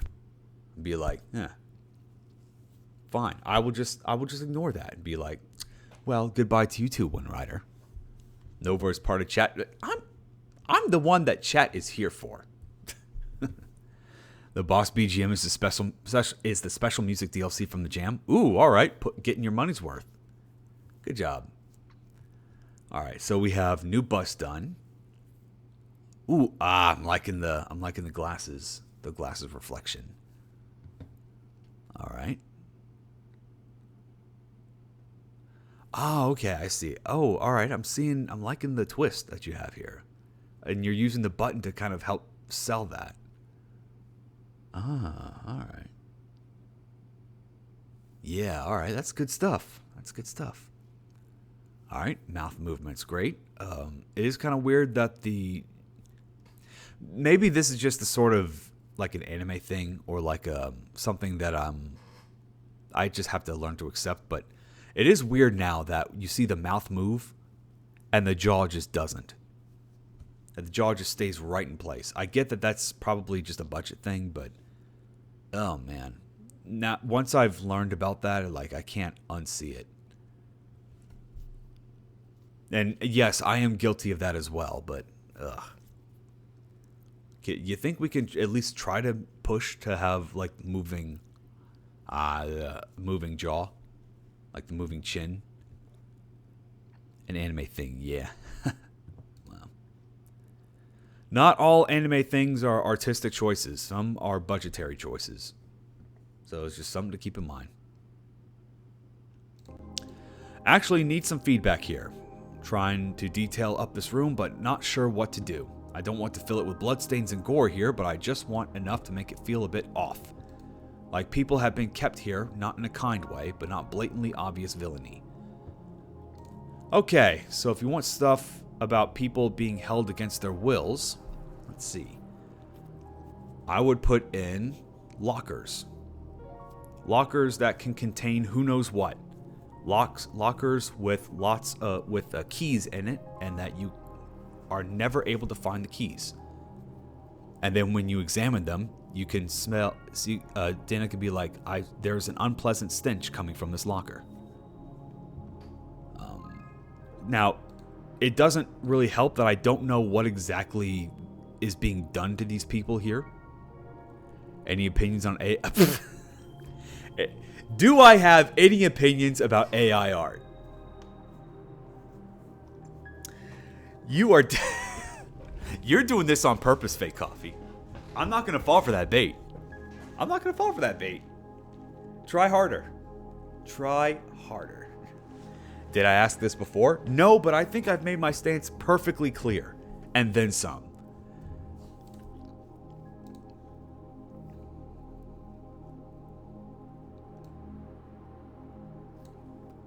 That should tell you all you need to know. If you truly, if on the off chance that you're actually being serious, this tells you everything you need to know.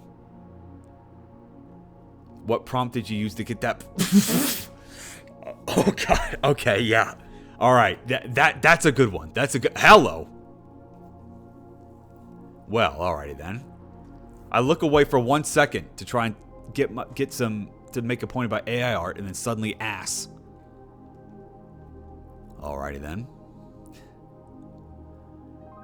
But yeah. Okay, so lockers to put stuff in. and don't make it clear what's actually in the lockers.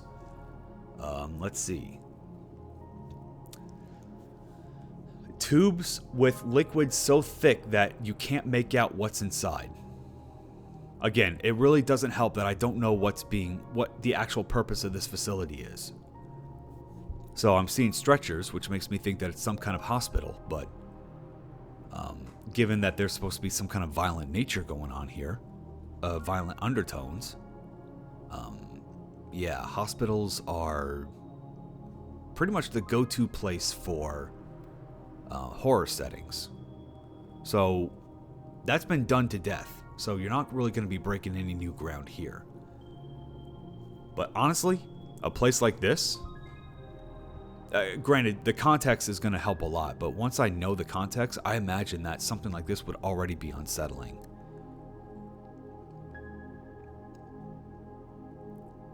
Like, are we experimenting on people here? Is this an operating room? Yeah, like, what's the guise? Like, what's supposed to be the guise? I think also maybe signs of struggle, like something heavy was dragged across the floor, or cracks in the floor's walls. Those also work. And maybe some broken equipment as well.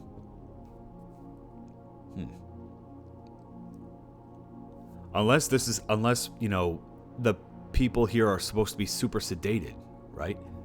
Because if you're going to operate on somebody, and you're, depending on the kind of work that you want to do, maybe you want to make sure that everyone here is sedated.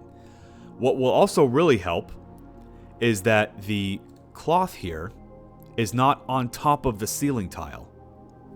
That would also help, because that would make it surreal for all the wrong reasons. Yeah, just something to think about. So I see that the one with the pillow on the left side is higher on the tile set than the one on the right side.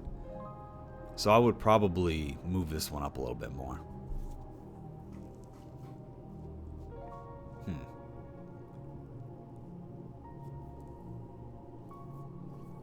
So you don't want to put blood, right?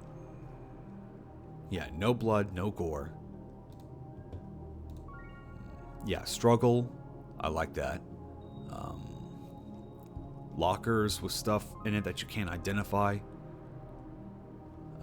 You know, when you put me on the spot like that, I'm actually kind of struggling to come up with something. So it would really help to, like, really learn the context of what's going on here. Because without that, my options for suggestions are pretty limited. Okay, I guess I put in the shaders, but feel free to spit stuff at me. Oh, looks like you fixed that. Okay, good. Like scratch marks. Would that be too obvious? Because I feel like... because scratch marks very clearly indicate a fight. That's pretty overt. I think something like dragged heavy... like something heavy being dragged across the floor. That could be anything. That could be a body. That could be a heavy piece of equipment. Yeah, I think that's a bit more ambiguous.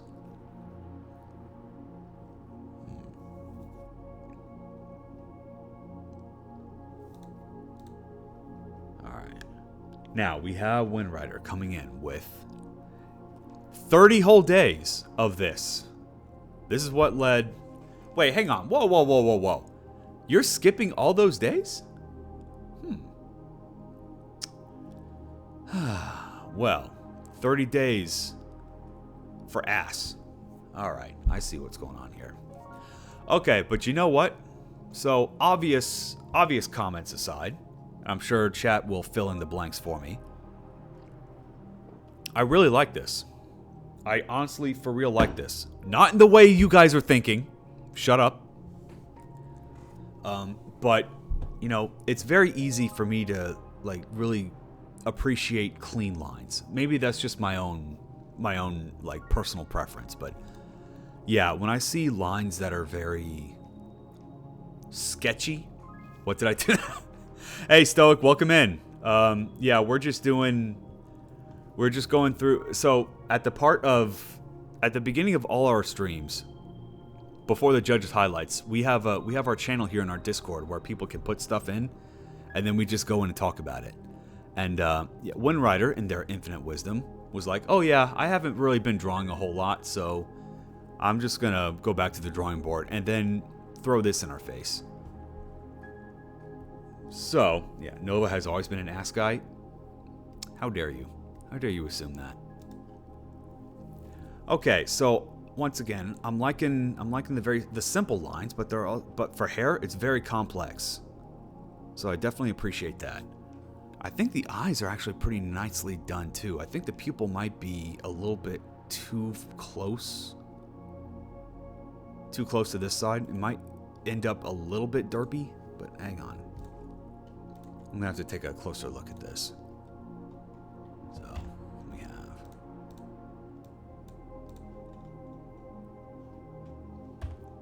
See if I get this right. So here's where one pupil is, and then here's where the other one is, and then.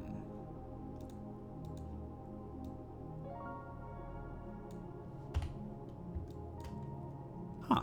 Yeah, it's actually not that bad. I think maybe could probably get away with moving that a little bit over. Not too much, but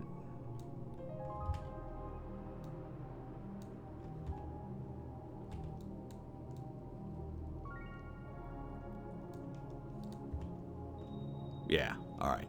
So that's one of those things where it's just like very, very subtle. But the fact that, okay, so listen. Look at the bottoms of the pupils right here.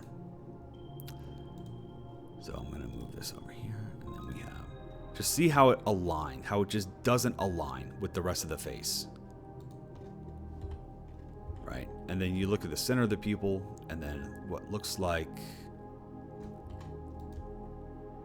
So we have this line. And then let's copy that. And then the center of the pupil right here on the, which is her right side, our left, as that same line is reaching the bottom of the pupil on the other side. That's not right. And then yeah, right here it's just a little bit too short, but actually not that bad.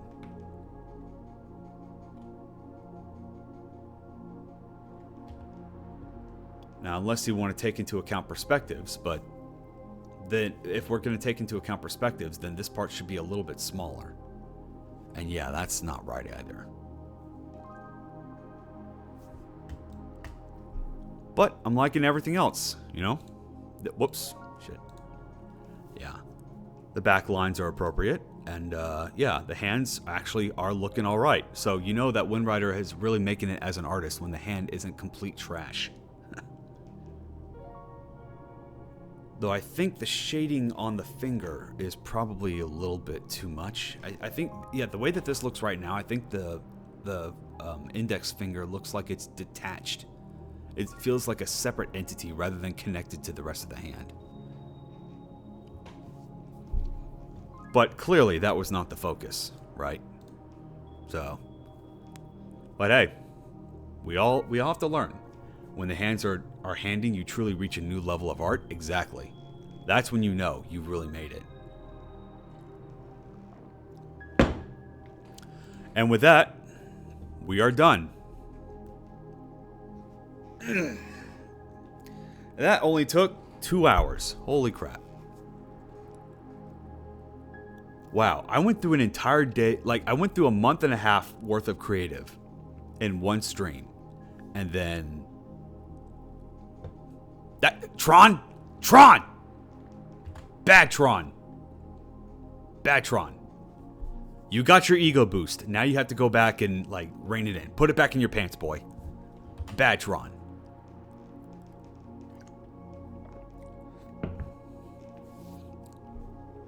Hey, look at that, John Erico. I used it on someone other than you this time.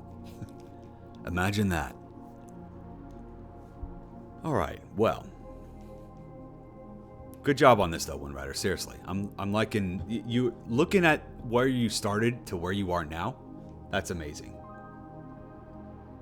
We can definitely see how far you've gotten. So, which game are we going to play today? I'm sure if you guys have been here this whole time, you probably don't need me to tell you. What are you doing? What are you doing? All right.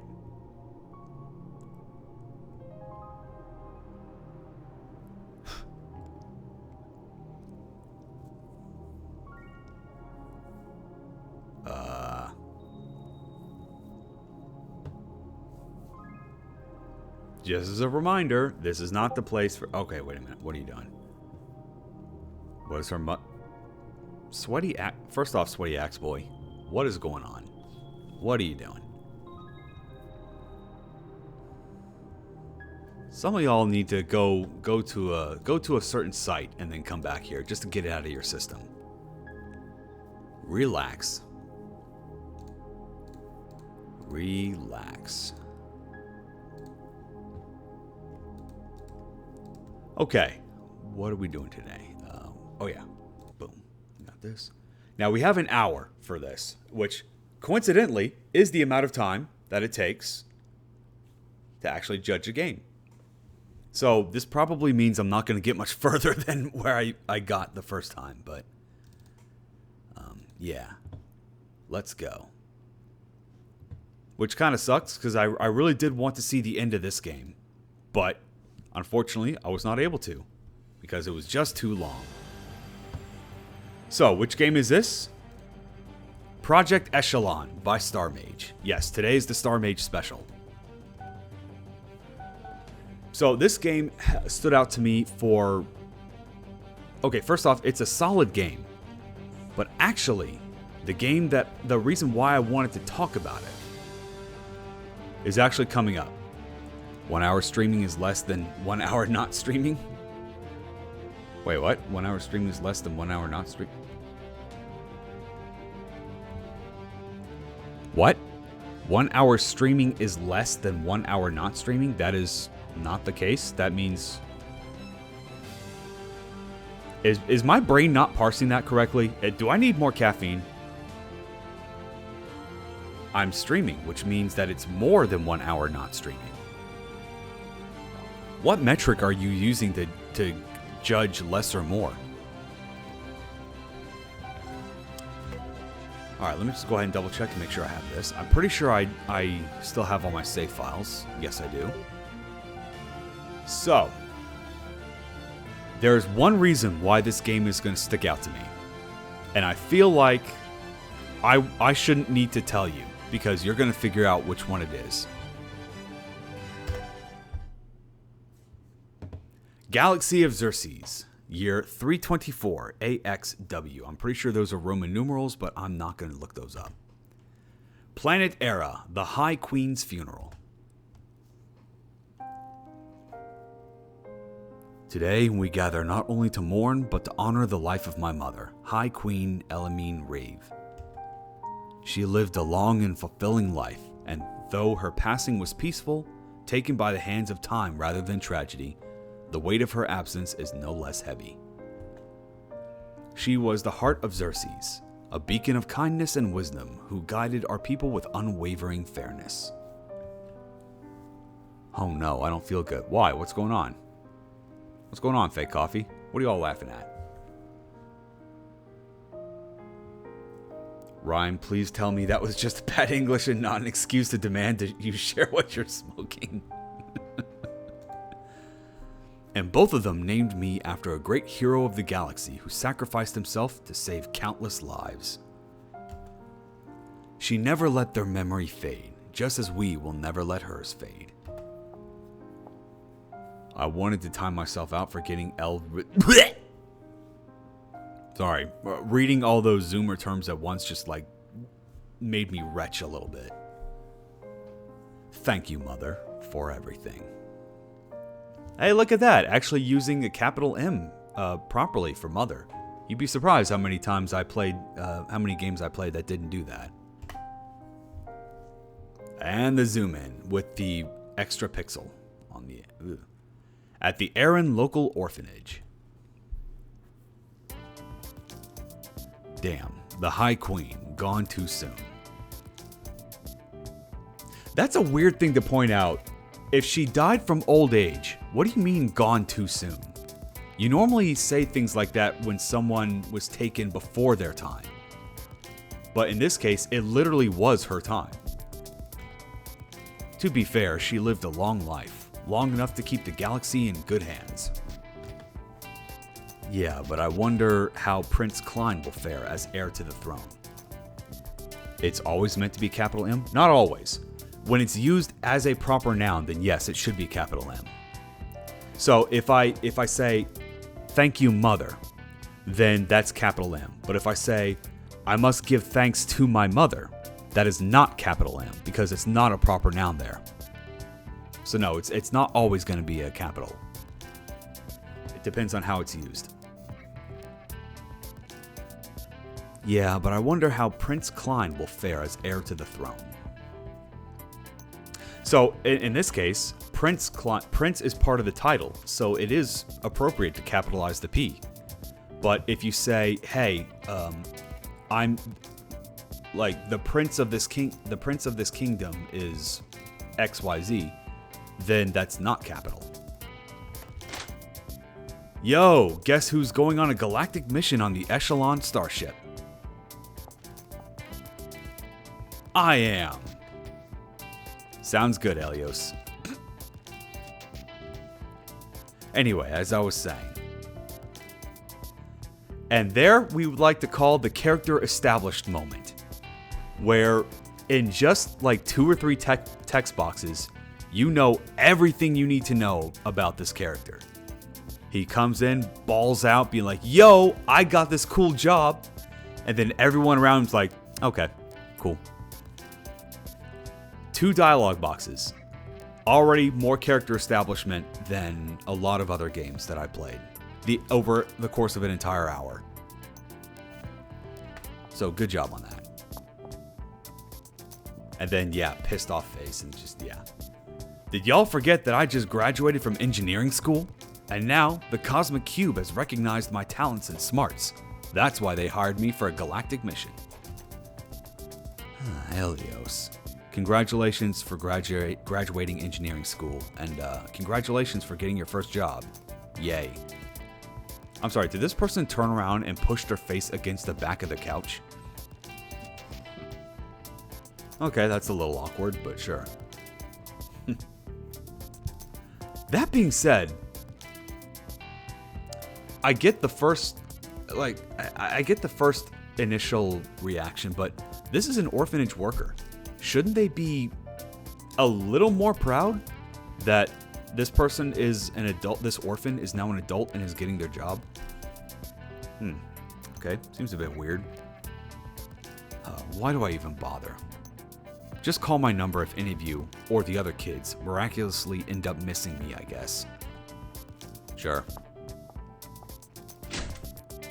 Maybe they hate their jobs? I don't think it's the jobs that they hate. At Planet Ishtar, Emisa residence. So this is it. You're really leaving, Seth. It's Celise, Mom. Once again, 2 dialogue boxes. We know quite a bit about this character already. And the situation that she's in. And yes, I'm leaving. I was chosen for a galactic mission. This is what I've worked for. You think the Lord of Divinity approves of this? Of you prancing around the stars instead of fixing what's wrong with you? Mom, she'll be back. It's not forever. He will come back when he realizes what a mistake all of this is. Well then. You are sick, Seth. We need to pray. Now, admittedly, this person's religion is not made clear, but maybe this is just the non-God person in me. But I'm like, how can you believe in a God that creates a world once you have seen aliens, once you are out in the alien world? I was like, what kind of religion do we need? Now, granted, this may not be the same religion I'm thinking of, but boy, the parallels are strong here, aren't they? Ooh, boy. There's nothing to fix, Mom. I am who I am. No, you are what I made you. A son. Sniff. If only your father was here to be your role model, maybe you wouldn't have strayed into these perverted ideas. Sniff. Now, I am not qualified to be speaking on the behalf of the trans community. I'm just going to put that out there, right? I have been perfectly fine in my own body. But, and I'm not going to pretend that this Margie character is going to be a caricature, because I'm sure we all know, I'm sure most of us don't need reminding that the trans community have gotten a pretty fucking raw deal. So I'm not going to talk about how realistic Margie's outburst is or what kind of situation that she's in, because I do not know. That being said, I bring this up because I want you all to remember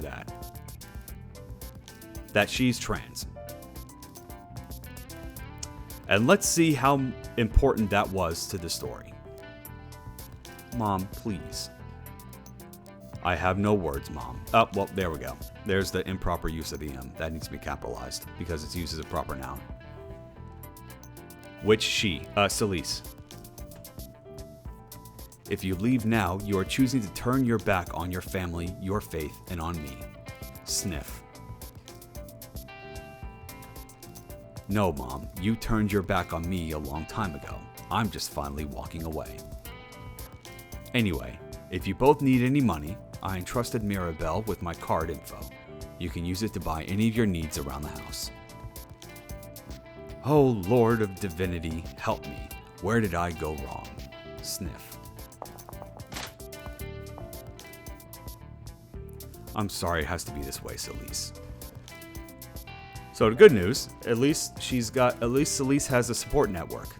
I mean, as far as we can tell, that support network consists of one, but hey, it's there. So that's good. It's okay. Make sure to take care of yourself and Mom while I'm away, okay? To be honest, I'm going to miss my big sister. Mirabelle. See you around soon.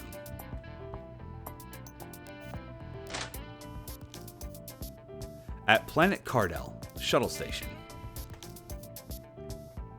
You know what's funny? When I said that there was a game that this game stood out to me for one reason and one reason only, I legit forgot about Celise. That was not it. That was not the reason that this game stood out to me. All right, Cupcake, this is it. Off to the big leagues, huh?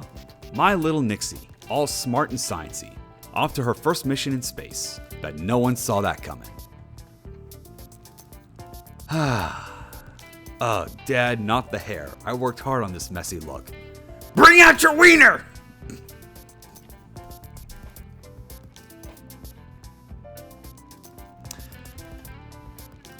And the blinking out of existence. Yeah, gotta keep up that I don't give a shit vibe. I get it. But listen, I'm proud of you, kid. Real proud. Don't let anyone out there tell you that you ain't worth a damn, because you are. You got that big brain, that big heart, and that big mouth too. Thanks, Dad. That means a lot. You're not the father. I have a oh, Jesus Christ. Ma'am, I'm gonna need you to put your hands up. Whoa, easy there, officer. She's got Tourette's. She doesn't mean it. See, I have medical proof. She blurts out shit she doesn't mean. Ain't her fault. And there's the reason that this game stood out to me. Tourette's. Now, to the game's credit, and this is something that, however well you think Tourette's was handled, it did get me to do something. And that thing was, go look up Tourette's. I knew about Tourette's. I knew that it can manifest in different ways. But this did get me to go and do some more research on it, which granted, if that was Star Mage's objective, congratulations, mission accomplished. And one thing I noticed when I was looking at ways Tourette's can manifest was in vocal tics, such as, what we've seen here, and also physical tics, which is significantly harder to reflect here in RPG Maker, because especially with the chibi art style that we're going for, doesn't leave a lot of room for subtle body movements. So if you're going to represent that with vocal tics, then okay, I guess there are better ways, or I guess there are worse ways to do it. But again, we're going to find out just how relevant that is. So I don't mind that she has Tourette's, but I remember walking away from this game thinking, wait a minute, this is where we have a whole bunch of, what is it? Like, this takes place, I don't want to say in the future, and this is an alternate universe, I get that, but there's going to be a scene later, if we can actually get to it, where that's being dealt with, where the Tourette's is being dealt with. And it just made me think, wow, we have all this technology, we have space travel, and we still can't figure out how to calm down vocal tics. I'm like, that's depressing. And listen, as a player, it is not my place to decide which issues are represented and which are not. As a judge, it was not my place to decide if these representations were warranted or not. Like, you can cover whatever issues you want to cover. It's not a problem. You can represent whatever issue, like, I don't want to say issues. I shouldn't use that word. Neurodivergence or trans issues. Not a problem. You can do that. As a judge, I have to look at that and be like, okay, well, did that really matter? So we have to make value judgments here and be like, okay, well, were these issues added? I'm sorry, I keep saying issues. Were these points added? Celeste being trans, I forgot her name already, having Tourette's. These are very real issues, and I'm not trying to demean them. But how important were they in this particular fiction that we're playing right here? We have to make a value judgment as to were these being made, were these tics being added for shock value, or were these important parts of the character? And just to put this on the record right now, I do not believe for a single second, that these tics were added in with any foul intentions whatsoever. You will find out as we play these games. These characters are all very nice characters. They're good characters. But at the back of my mind, I'm just like, well, were these added just for shock value? Or, like, are these being played up for laughs? Because it's one of those, it's dangerous ground that we're treading here. And I will repeat myself earlier when I say that I'm not qualified to make the call as to whether or not these are caricatures or if they are actual, like, real life representations of how these things work. Because sometimes truth is stranger than fiction. Suddenly I'm paying a lot more attention to the game. Is that because the man is on screen? Excuse me, the hell did you just say about my daughter? I said hurry it up. Some of us have places to be without the freak show slowing us down. So, again, this is a judgment call that we have to make. Because I'm in no way trying to say that a situation like this does not happen in real life. I'm sure it does. As I have ADHD as well, I've been told constantly throughout my life I just didn't care. If I lost focus on something, it meant that I just did not care, which was not true.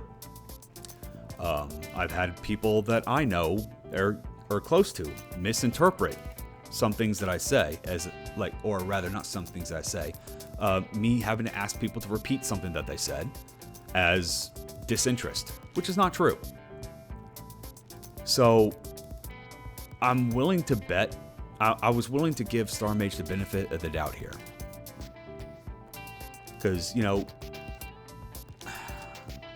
when you have these issues, or these situations, I'm trying to word myself as carefully as I can here. I should have thought about this beforehand, but the best way to normalize things is to make it normal, you know, which includes joking about it. Sometimes you can play it off for lighthearted. You play it off for laughs, because, you know, that's just how it is. On the other hand, I don't believe that mental illness should be used in place of characteristics. It should be something that they deal with, not a one-off joke for laughs. No, I just tend to dislike Tourette's depiction in media. Somehow always vocal tics, somehow always curse words and sexual comments. No random barking, no whistling, no repetitive tics. Just random funny haha so quirky sayings. That's the thing. Yeah. So, Tourette, I think the South Park episode, really, I don't want to say cast an unfavorable light on this, but yeah, it is, when you think of Tourette's in media, at least for me, the first thing you think of is the South Park episode. I don't know if anybody else is like that for me, but Tourette's manifests in far more ways than just the way that it's depicted in South Park, obviously. But remember, South Park was a comedy show, and it was trying to play it off for laughs. I get what Nova wants to say, but this is a thin ice. Yes. I think, you know what, Ryan? That's probably the better way to put it. We're on thin ice here. So, yeah. There was some debate about this in the Judge Discord as well. Yeah. But ultimately, I think this game has far more pluses than minuses. So, I feel like... Again, I've never played Star Mage's games before. So, this jam was my first exposure to Star Mage. I mean, South Park did address the other types of tics, if you recall. I don't, actually, because maybe I'm just misremembering it, because it's been so long. But whenever I think of South Park, I just think of the one time Eric Cartman, I think, pretended to have Tourette's. That was an act, right? Yeah. But if they address the other ways that it can be manifest, then great. So, I will leave it up to you to decide how this stuff is being handled. But the one thing I want to point out when I went through this is that this takes place at an incredible technological level. And there's a lot of advancements, seemingly advancements in society. So to see a lot of old school mentalities that we're seeing here is a little jarring. Listen here, jackass. Say one more thing about my kid, and you're going to be the reason this line takes even longer. Got it? Okay, Dad. As much as I'd love to see you lay this guy out, maybe let's not commit assault before I even leave? Sigh. Yeah, you're lucky my kid's a saint. You're cleared aboard. Safe travels, ma'am. Thanks, officer. Sorry about that. Won't be the last time, I promise. Little baby wiener. So, what do you think, John Erico? You think you're losing some good faith here? Because I'm not gonna lie, after the second time we saw a dick joke, or a dick reference here, yeah, that I was starting to lose a little good faith. Because if I remember looking into this correctly, it's not just offensive words like this. Remember, these are all vocal tics, they're uncontrollable. So if you immediately always go to the dick jokes, yeah. But again, I just want to repeat myself by saying, after playing this game, I don't believe that these characters were written with any ill intent. I truly don't. I think that these tics may have come more from a place of just either ignorance or just unaware of how harmful some of this stuff can be. Yeah. You go knock them dead out there, alright? Love you, Dad. Bye. Hi. Love you too, Cupcake. Now go be a badass. Because remember, she's got this character also has a very good support network.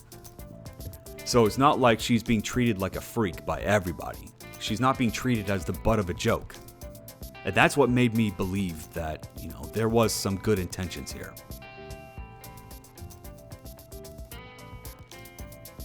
Alright, Sir Kieran Mightrock. You're good to go. Good luck on your next mission. Wait, you're the Kieran Mightrock? The sole survivor who completed the mission on the Vidolan starship. Yeah, that's me. Holy, I'm a big fan. Oops, sorry, I think I'm being unprofessional right now. Nah, you're good. And, sorry about your previous teammates, by the way. I should go. Okay. So, as you can see right now, we're just getting... I know I've really been slowing down, but what we're doing right now is introducing all the main characters that are going to be playing a part in this mission. So, let's recap for a second. Of the 4 main characters that we had, the first one, the green-haired guy that I don't remember, I'm sorry. His big thing was that, he's full of himself, and people don't take him seriously. The second one was Celise, which she's trans. The third one is the girl whose name I've already forgotten, she has Tourette's. The fourth one is this guy who has a backstory who's lost all his teammates, and he's trying to recover from that because clearly he's not taking it well. Does anybody else see the bit of imbalance here when it comes to character backstories? So PTSD? I don't know if I'd go that far yet. I don't think I've seen any real PTSD symptoms manifest here. It's just a backstory that Kieran's trying to deal with. This is why 1 hour streaming is less than 1 hour not streaming. I still don't get what that means, Ryan. If you're trying to say that, my 1 hour streaming turns into several hours, then okay, fine. But once again, you are all seeing firsthand why I didn't do any judging live on stream. We'll see. I'm hoping it isn't just, what would make my character really quirky? That's the scary part. Hey, part-time experience. Thank you so much for the raid. Appreciate that. What were you guys up to? Right. Best of luck. Anyway, I'm going to keep on going. I will explain my thoughts. You guys are free to disagree. You guys are free to agree. If you have more insight into some of these issues that I'm bringing up, I would love to hear it.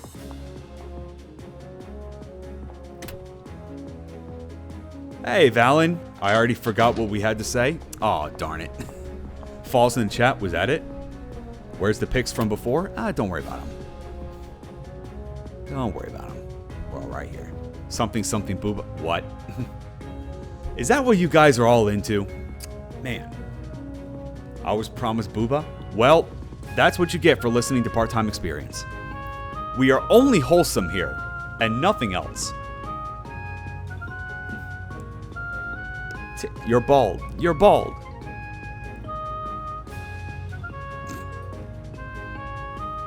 Yeah, the logs say otherwise. Don't worry about it. Don't worry about it. Run! There are new people here. They don't need to know. They don't need to know some of the stuff that I say.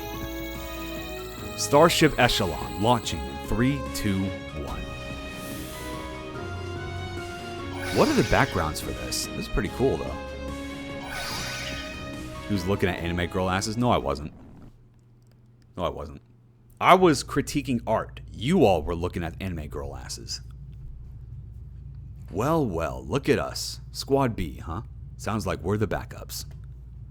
Hope they didn't put the rejects together.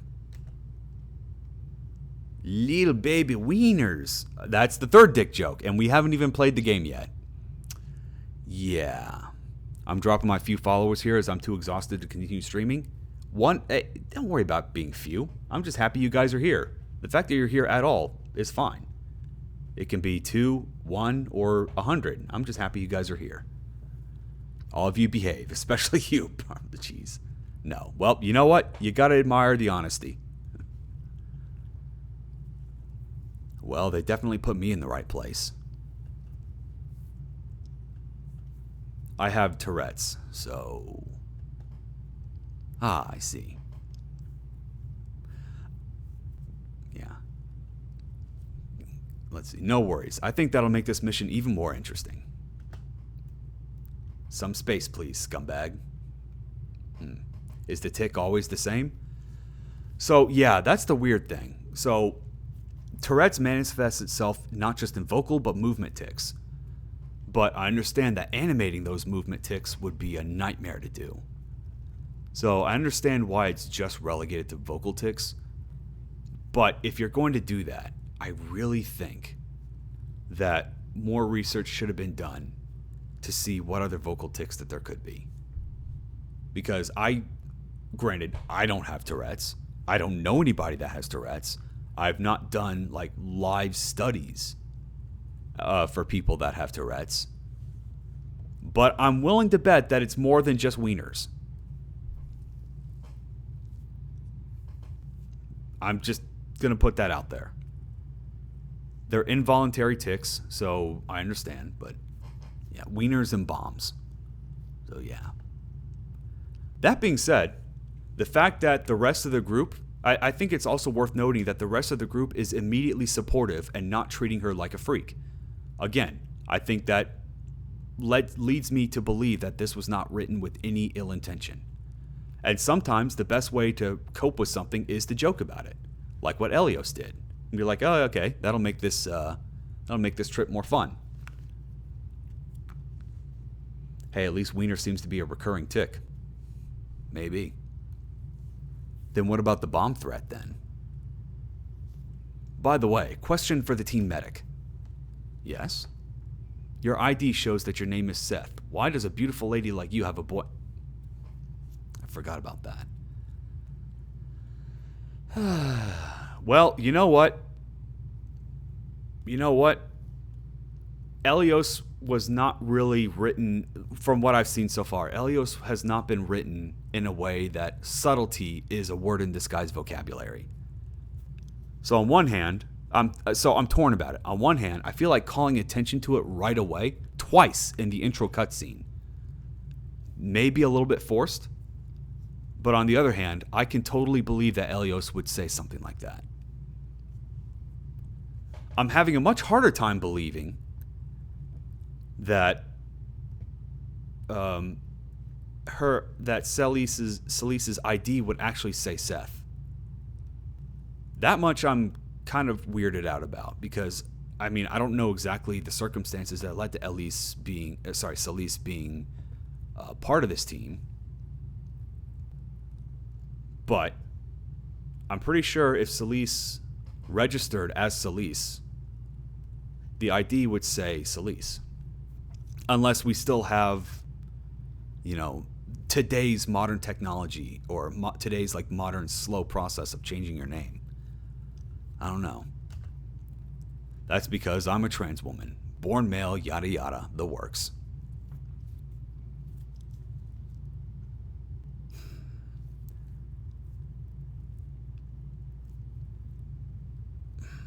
I don't know. Again, I'm not qualified to really judge the intricacies of how this stuff works.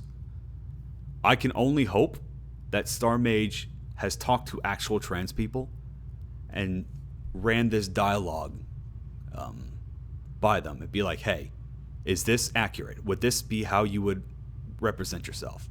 Personally, I have not heard many trans people call themselves trans women. I just say, hey, for FYI, Star Mage, is that so? Really now? That changes everything about what I'm thinking about this. Okay, well, drawing from personal experience, that colors this in a very different light. Thank you for sharing that, Nirwanda. Though then again, I am kind of torn about that because I feel like that's something that Star Mage should have been. That's something that Star Mage should say themselves. But then again, I don't really want. I didn't want Star Mage to feel like outed. One thing I also know about by reading accounts from trans people is that they don't typically like to show that off because like, all right, let me just tell you my experience and you can write me off as being ignorant or whatever. Sorry if I was out of line.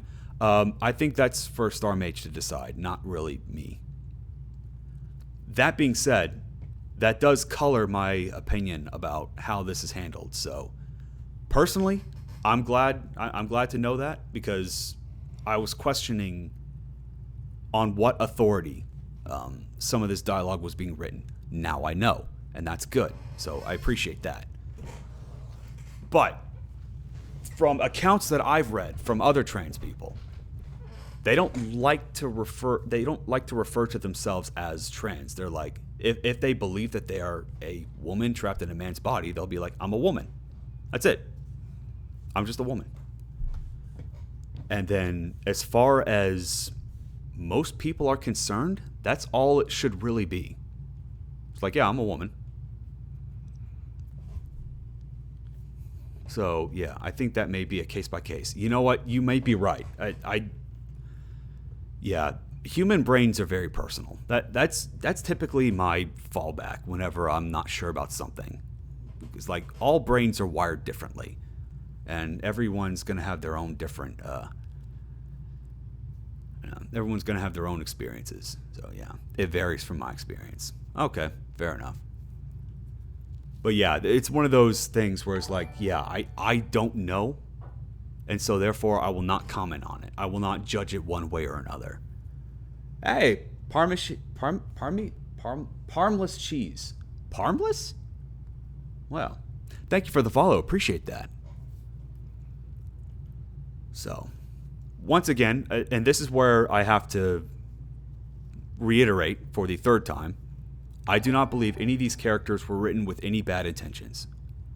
So, let's have that just hanging overhead for every criticism that I may have, or every kind of talking point that I may have. I truly believe that these characters were written with good intentions. And hey, Valen, thank you so much for the follow. Appreciate that. I, for one, do have Parm. Call me Parajon. Yeah. For real? I never would have known. And see, a line like that makes me question, okay, then why did the ID say Seth? Homie Parmesan. You almost had it. Cheesy joke there. Ooh, mama's tits. Wind it up. Yeah, and I go by Celise now. Well, we're glad to have your medical expertise, Celise. And again, the fact that the rest of the team is 100% supportive, I think that's a good sign. That means that you should be giving these characters the benefit of the doubt, or giving the writing the benefit of the doubt. Thank you. We just need to work as a team and stay focused on our mission, and we'll be fine. Dr. Celise can operate on me anytime. Listen, I know you're new here, but hey, whenever I catch you guys being too down bad, bad. Caught you lacking. Big thank you to John Erico, who is the one who made that emote and also, I guess, volunteered to be the primary target of it. Yeah. But one thing I do want to point out, and the thing that, as a judge I was looking at, I'm noticing that the two men here, they have backstories, they have personalities. And the two women, it seems like their whole backstory was their tics, was their situations, for lack of a better term. And I feel like there's a bit of an uneven balance here. So, I mean, that's just me. I would rather know them as people rather than like as their, status. For sure, litterbox kitty cat. There we go. There's a non-dick and non-bomb tick. Sorry. Attention, Squad B. Proceed to the cockpit immediately. Well, that's our cue. Ads means shots time. And ads means Bezos time. There we go. Oh, right. Crap. I forgot. I probably shouldn't do that for these highlights. Alright, listen up. I'm Captain Carvar, and you're here in my ship, the Echelon. You follow my rules here, keep your hands off my controls, and don't make me regret taking you aboard. Understood? Whoops. They're really sending me a bunch of fresh faces, huh? An errand kid engineer, a doctor, whatever you are, Nixie. You're bald.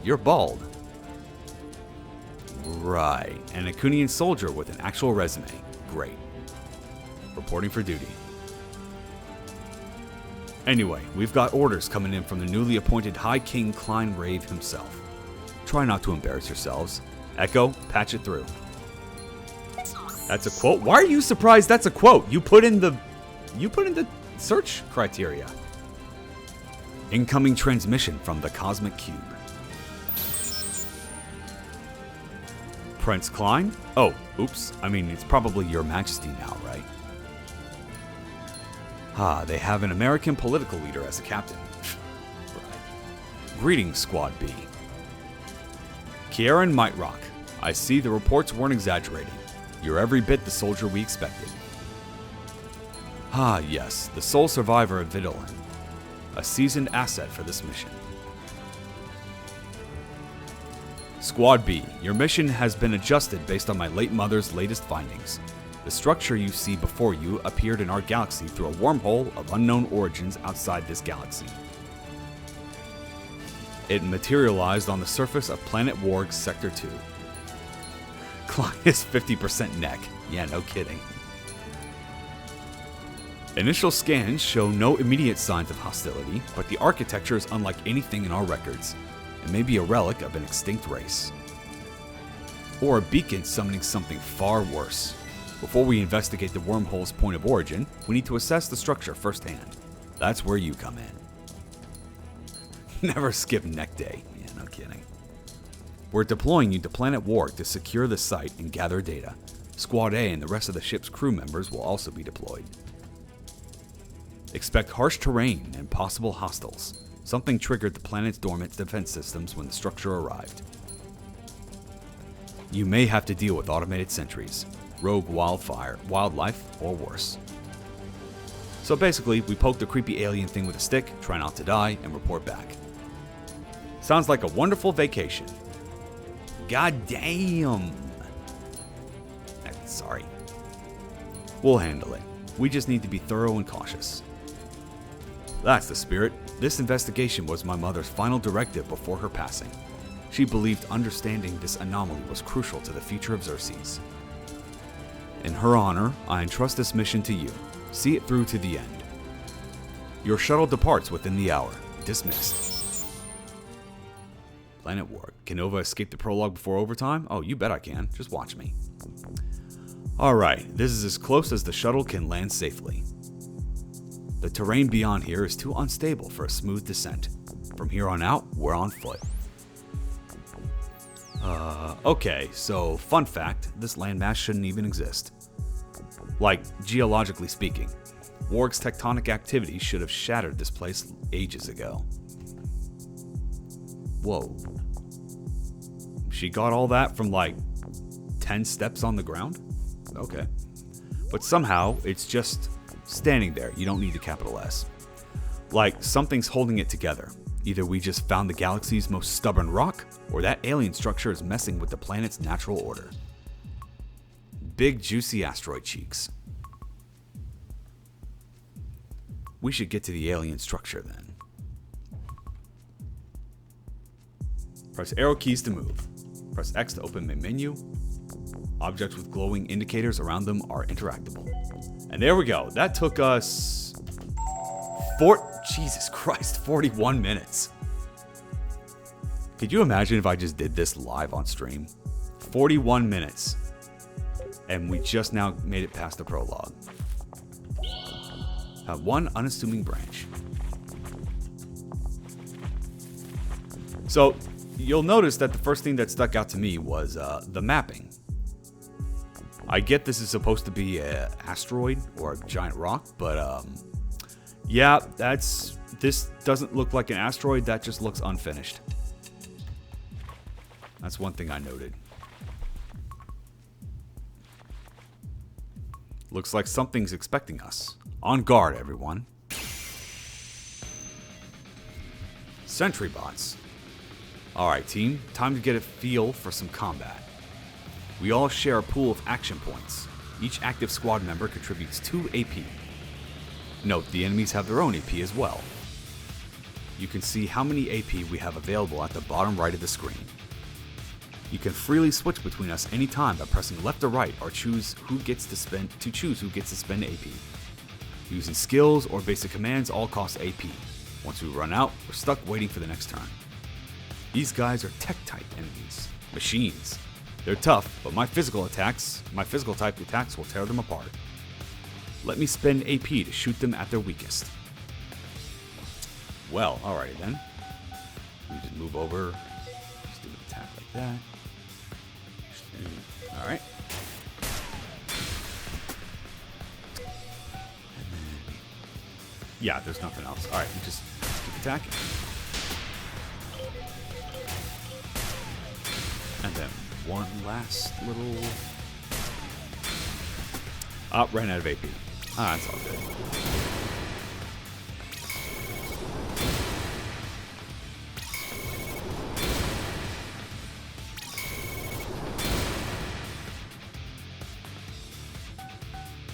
Okay, and then we just... oh, wait. Should we do... one of them has a AoE attack, right? Yeah, Hexa.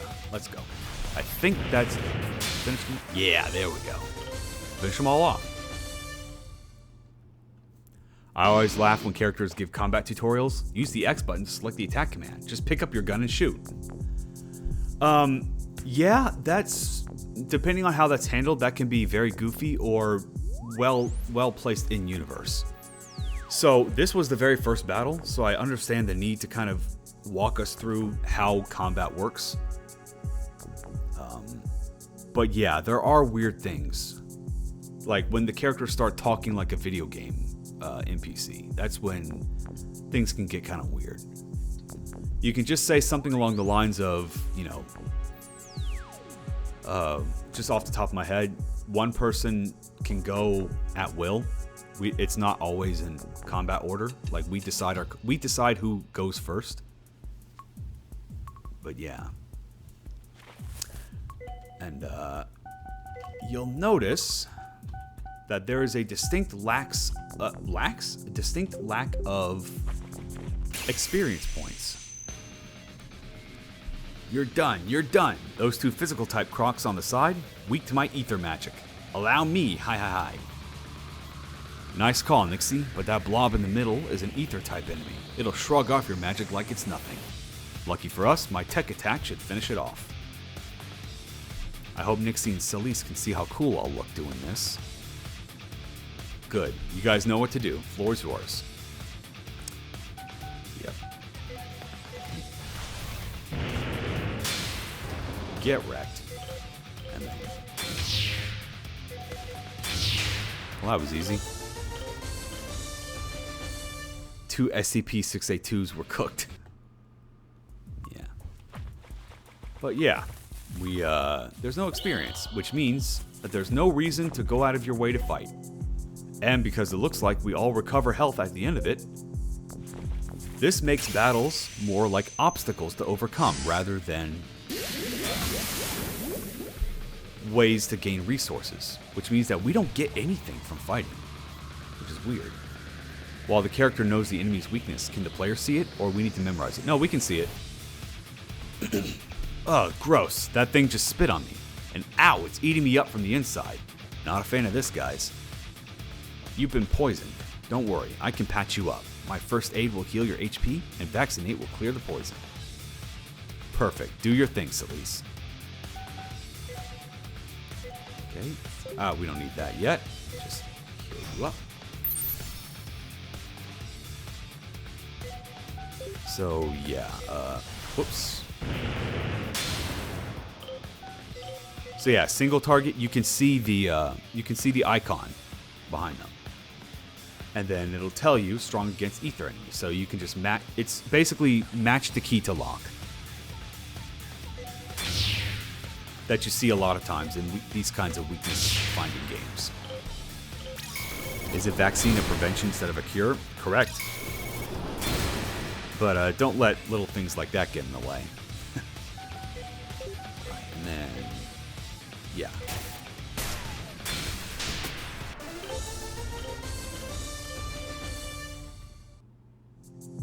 What's Aeon? That is currency. Alright, cool.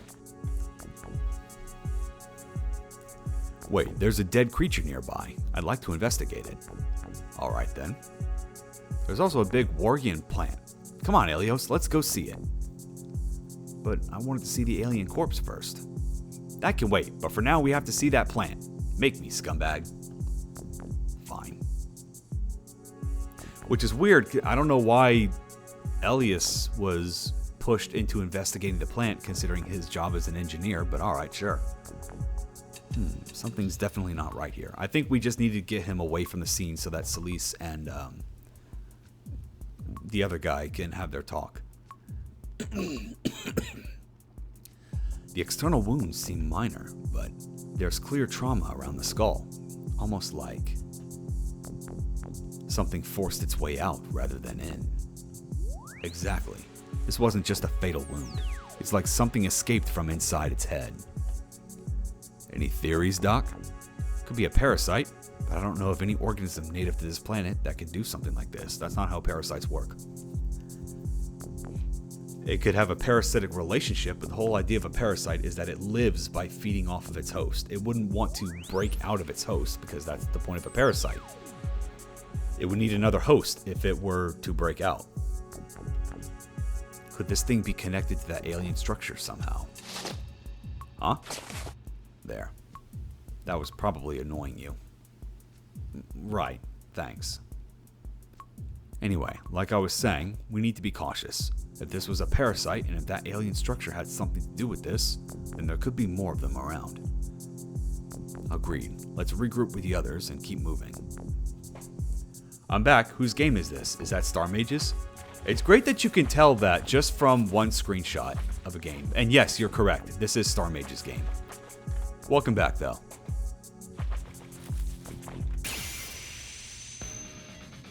Took us 40 minutes to get through the intro. Can you imagine that?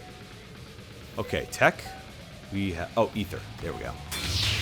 Get wrecked. And then that's a tech, which means... Nope. Get wrecked. You only talked about playing Star's game for like 10 minutes. Well, maybe I shouldn't have done that then. Maybe that would have gone beyond expectations. Be a nice little misdirection.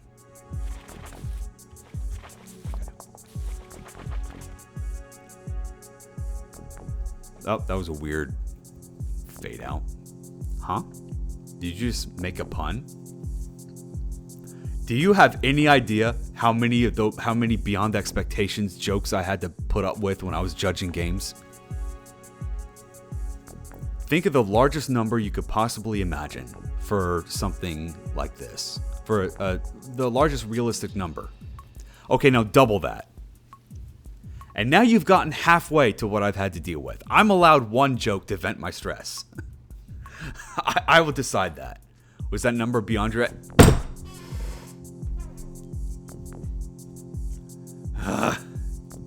Who's there?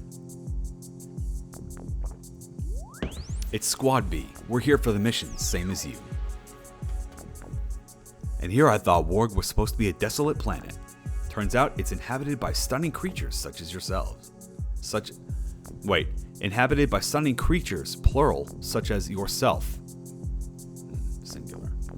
I heard something fall to the ground. That was me smacking my desk. Well, well, well. So this is Squad B.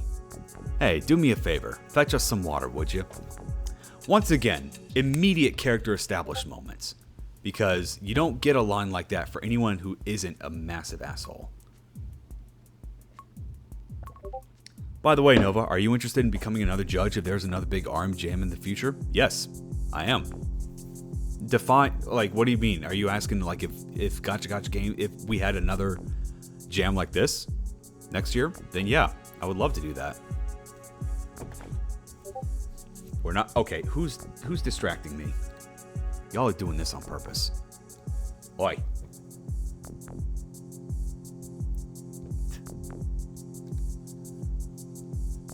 Hey, Windrider using that emote appropriately. Good job. Okay. We're not here to take orders from you. Relax, buddy. It's a joke. You guys ever heard of those? Funny, you don't exactly give off a hilarious vibe. More like arrogant pain in the ass. What are you taking a picture of me for? I'm not caught. I'm not the one that's caught. They don't give off hilarious vibes. More like arrogant pain in the ass. Well, Elios wasn't known for his eloquency. Or his wit. And you'd be just like me if you were half as cool. But hey, keep trying, kid. Son of a... Anyway, Squad A introductions. I'm Xavier, the greatest engineer to ever come out of planet Cardell. This lovely but deadly ray of sunshine over here, this is Cybele, our combatant. Don't expect me to hold your hand in battle. And that over there is Ba, our big-brained ecologist. He hates dumb people, so do yourselves a favor. Don't be dumbasses. Yeah, whatever. And lastly, we got Liara, gifted healer, but kinda a snob. I prefer selective with my company. Now, I'm no ecologist, right? Or not ecologist, sorry, whatever her role is. I'm no science guy. And I get that you have to sacrifice some practicality for fashion. But if I were to go investigate a unknown, potentially hostile alien planet, this would not be the outfit I would be in. Just gonna put that out there. Unless you're trying to, appeal to the aliens. I mean, if you even know that, unless like you think that they'd be attracted to this sort of thing. Aliens leave pretty girls alone, it's proven. Go ahead and give this game a play then if you think that. But boy, that's distracting when I played this first. Because everything else, like everyone else, like you can come up with some semblance of justification. But this is just weird. Nice to meet you guys. Hi. Tinfoil donkey, micro peanut. Oh, there's the other dick joke. What was that? Sorry. She has Tourette's, and that's not funny. Well, funny you say that, considering that you didn't say that to Elios when he laughed at one of her tics. Just gonna point that out. I mean, yeah, I get that we're supposed to hate these four. They're supposed to be our rivals. But the inconsistency and outrage is a little bit odd. Whoa, chill. I didn't know. I mean, granted, yeah. Like, he is an asshole, but he legit did not know. You Squad B folks really need to lighten up. Again, funny because they did lighten up. Alright, enough wasting time. Let's get to the structure. Wait. Huh? Nixie, right? Uh-huh. Do you know personal space, sir? Damn it, sorry. You don't need to apologize. I know Xavier was out of line. He's an ass. He didn't know. Like, he legit didn't know. Like, is that supposed to be, like, in the front of everybody's minds? I don't think. Listen. Obviously, Xavier's the asshole. Is Xavier a real asshole, or is he only the asshole because our protagonist's point of view? So that's the part where this is part of the thin ice here, because again, I already pointed out that the inconsistency in Nixie's tics were treated differently. When Elios laughs at it, it's fine, I guess. But when Xavier laughs at it, suddenly he's an ass. And admittedly, once it was pointed out, did he not apologize and say that he didn't know? Wait, did he apologize? Well, he said he didn't know, which is true. I don't think that's very fair. I don't think the double standards are very fair here. And you know what? This is supposed to be a game about researching a hostile alien, a potentially hostile alien world. Why is this what we're getting stuck on? It just seems weird to me. And I know how painful Tourette's is. You do? Do you have them? Well, no, but I'm an empath, and I can psychically feel symptoms such as yours. I understand that they're like hiccups, but worse. Wow, you do know what it's like. Suck my wiener. Listen, I can sense how people's bodies and minds react to different stimuli, and I've worked with patients who had neurological conditions before. I'm not saying I can cure you, that's not how this works, but I might be able to ease some of your symptoms, reduce the frequency of your tics, make things a little less overwhelming, if you'd like to try. Wow, usually people just tell me to shut up or try harder. No one's ever offered that before. I won't push you into anything, just wanted you to know it's an option. If you're interested, find me later at the Echelon.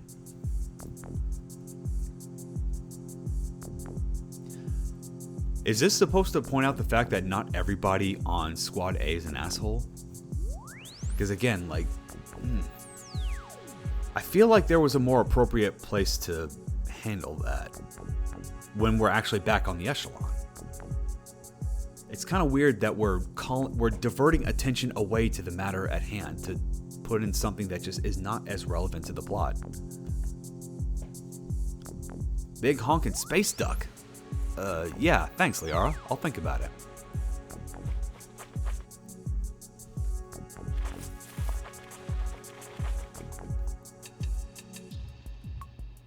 Also, I like how she was introduced as a snob, and then in the same cutscene shows a very caring side.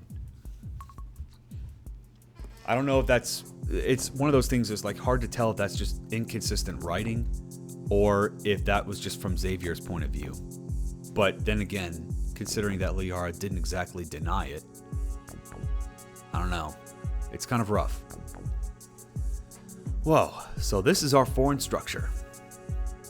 Squad B, welcome. I'm Echo, an autonomous unit of the Echelon's control systems, assigned to analyze this anomaly. I guess she went beyond. An android, huh? Gotta say, you've got style. But any luck figuring out what this structure even is? Unfortunately, no. Despite extensive scans, we have been unable to determine its exact purpose. It is vacant, devoid of machinery, artifacts, or any indication of its creator's intent.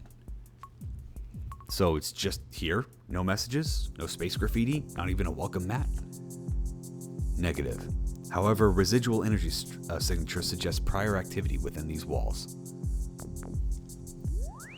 I think only Sybil is the only one who might like Xavier. That's a bit... Let's see. That's a bit of a stretch, but I can see how you thought that. The structure is beyond it. No wonder! Is every engineer arrogant in this universe? I don't know. We don't have a lot of representation, so no. We hypothesize that whatever once occupied the space is no longer present. So we're dealing with a potential absence rather than a presence. That might be more concerning. Either way, we need to keep our guard up. If something was here, there's a chance it might come back. Chat is risking emote only mode. I don't know about that. I think based on the positions of the A team suggests that, but that's me. Hey, that's fine. I mean, that just means they talked. We don't really know anything about, like, what about. I mean, we also had Elios and Nixie talking to each other about a plant. Does that mean that they like each other? I don't know. Could be. Could not be. I don't know. What kind of movement? Uncertain. Seismic fluctuations suggest multiple entities mobilizing from underground. They are approaching rapidly. The tectonic activity here was already weird. This isn't normal. Bring out your wiener. And I stopped counting the amount of wiener jokes. And I'm going to call them jokes because there's only so many times you can go back to your wiener before it becomes a joke. I mean, again, maybe that's just me not understanding Tourette's properly, but considering we've had a variety of vocal tics earlier, I don't know. That's usually our cue to run, right? What do you mean usually? Not that, like, maybe tolerate is better. Maybe. Yeah, that I'm more willing to believe. Yeah, too late for that. Hostile life forms confirmed. Energy reading suggests external influence. These creatures are not attacking of their own will. We'll figure out why later. Right now, we fight.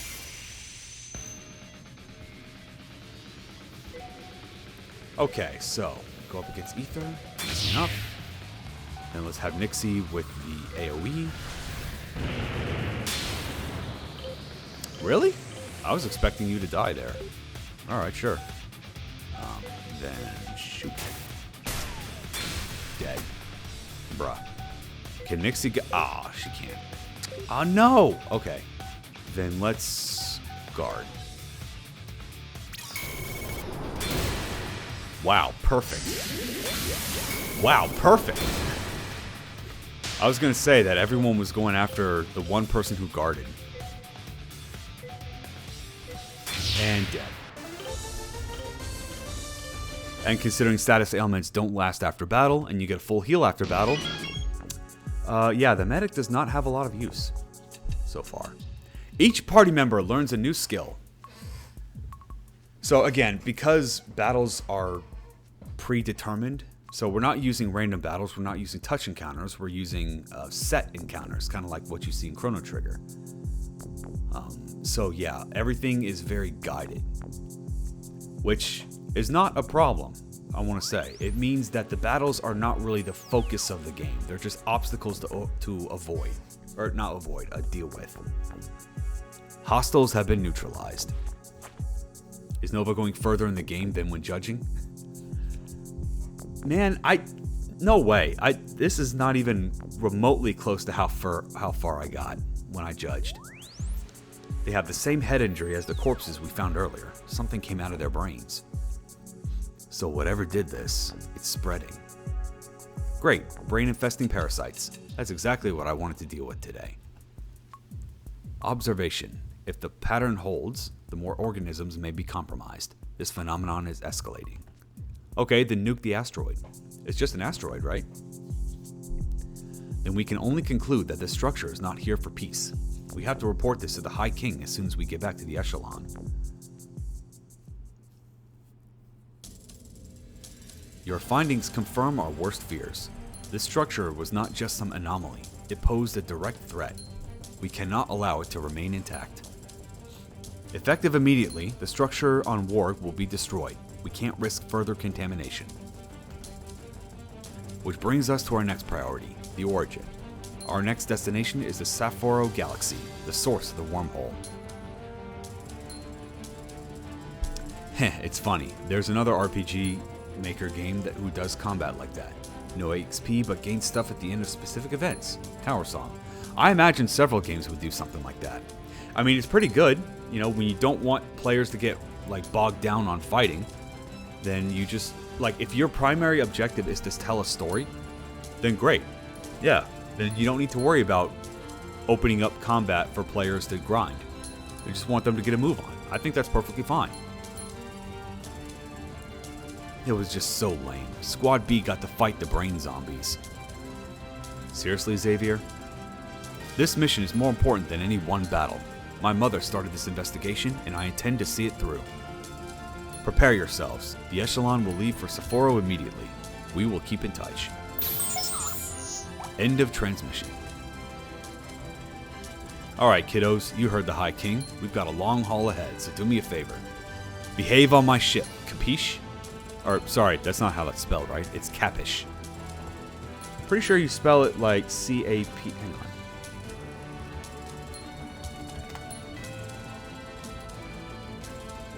Yeah, C-A-P-I-C-H-E.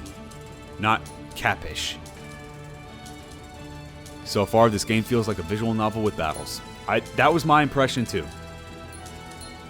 That means no brawling, no breaking stuff, and definitely no rewiring my engines, engineer boy. What? Who, me? I never. I will eject you into space. Well, you can't do that if he rewires the ship.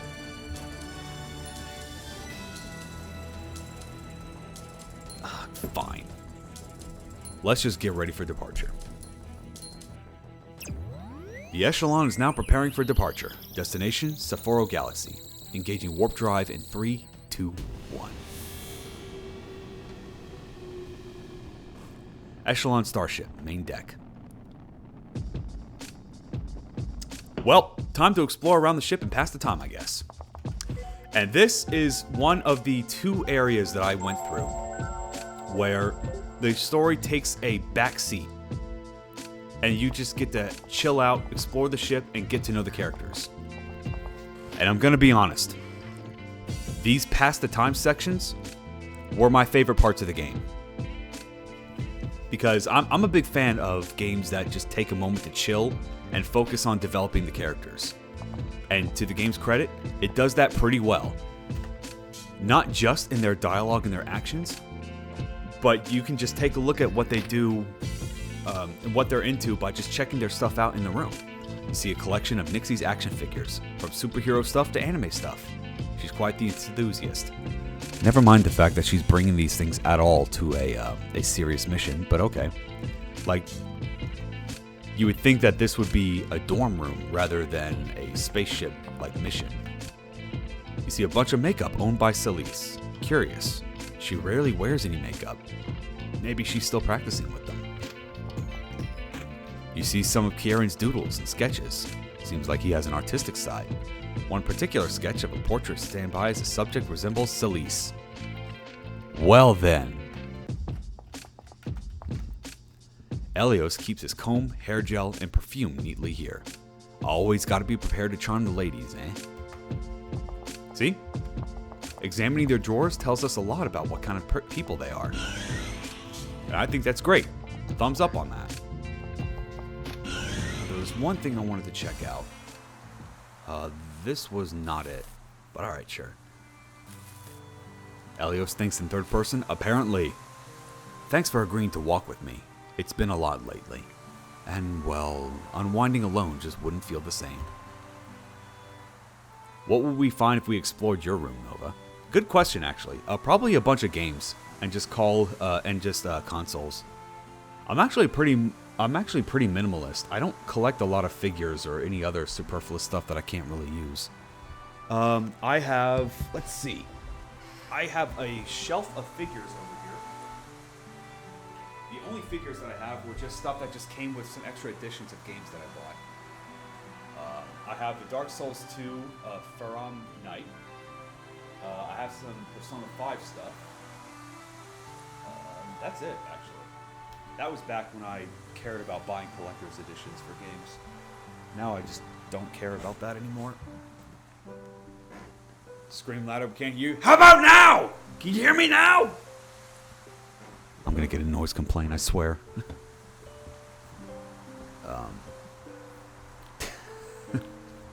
Did you need any medical treatment from me, Karen? Yeah, your company right now did the trick.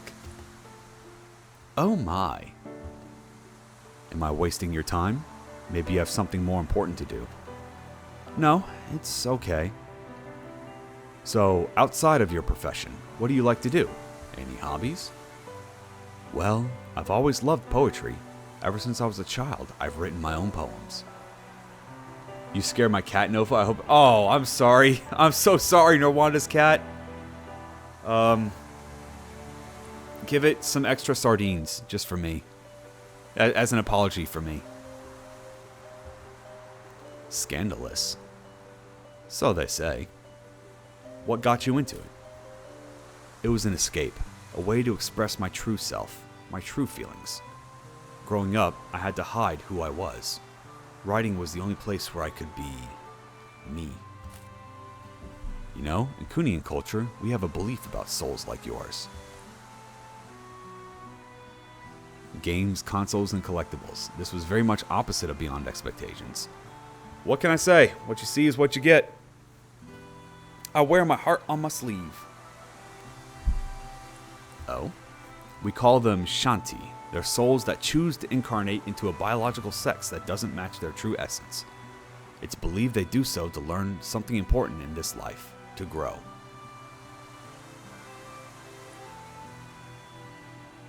So by transitioning, does that mean that she's no longer Shanti? That doesn't make a lot of sense, but their true gender, who they are, is always recognized. The body is temporary, the soul is what matters. Wow, I wish some of my fellow humans would learn something from you guys. Maybe one day they will. Well, considering that this technological period far advances ours, you're basically saying that that day is far beyond us. And even in the future, that day is not there yet. I don't know, man. I feel like that was an unintentionally depressing message. You're just telling trans people today, yeah, you're not going to be accepted. Which I don't believe that's what the dev wanted, but oof. That day's beyond expect. I hate all of you. I hate every single one of you. Ugh. So though, it was a nice moment between the two, which is something I like to see. Though, yeah, that was in my opinion, fairly questionable message there. Okay, this is the one I wanted to look at. I see it. There's heightened activity in the amygdala, the part of your brain that processes aggression and impulse control. It's like a constant spark, firing without warning. Yep, that's typically how Tourette's works. I feel like this should not be news to Nixie. I can wave it off as, well, this isn't just the future, it's an entire AU. That's fair. That's fair enough. Tell us how you really feel, Mr. I Wear My Heart on My Sleeve. I see, Liara is Nova's favorite guy. Where did that come from? Y'all making a lot of assumptions about me. Nixie, just relax. Nervous laughter, no promises. Goddamn, fuckity fuck. I can dampen the neural response temporarily. It might lessen the frequency of your tics, but we'll have to monitor how long the effect lasts.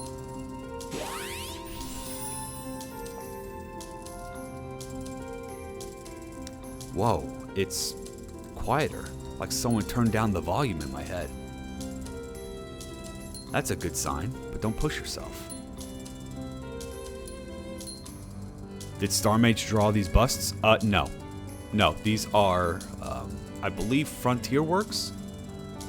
The other Starmage game, I believe Starmage drew all those portraits, but I don't think that was the case here.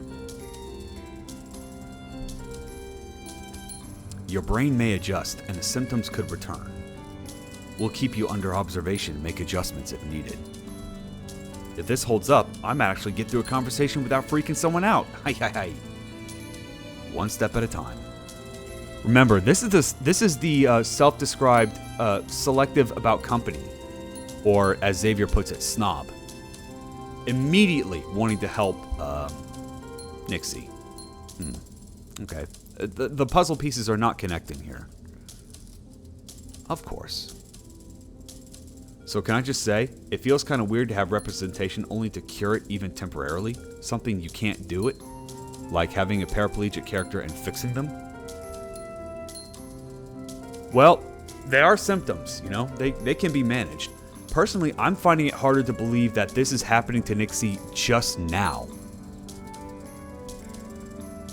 Like, her entire life, this idea just never occurred to her. They didn't try to go to medical professionals, trying to get them managed. Yeah, I'm finding it hard to believe that this is the first time that she's had this kind of work done. Xavier thinks she's a snob because she snubbed Xavier. I would agree with that if Liara didn't sort of agree with him. But yeah. You mean your engineer? Yes, why do you ask? I'm just curious why you and many Erins I know have psychic powers while Elios doesn't. I didn't even realize Elios was a different species. Well, Liara said she is selective on companions instead. That's true. I mean, I don't remember him using any type of empathic, telepathic, or telekinetic abilities at all. Well, that's because some Erins like Elios aren't born ciphers, which means they don't inherently possess psychic abilities like most of us do. That doesn't make them less of an Erin, though. A lot of non-cipher Erins make up for it by being extremely smart in scientific studies. In Elios' case, engineering. What about the Erins that don't do that? Oh, I see. Look at you, though. No ticks in a few sentences already. Hi, I know, right? So, yeah, I'm looking forward to living like a normal person soon. I mean, I'm probably still weird without the tics, but you get the point. Well, so that's what I really wanted to show off. So, if that were the case, now, I'm just going to give a quick spoiler warning. No, this did not cure it. Her tics are going to come back later. But, once again, my problem with Nixie is not the fact that she is...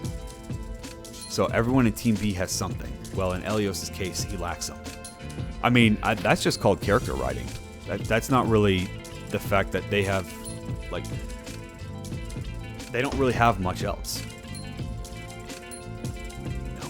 So let's recap for a second. The game spent... Is that a wiener joke? No. So let's recap this for a second. So clearly, based on the intro, this game is going to be less about the main plot and more about the main characters. Okay, fair enough. I like me some character-driven games, so this is right up my alley. So let's all think for a second about what each character brings to the table.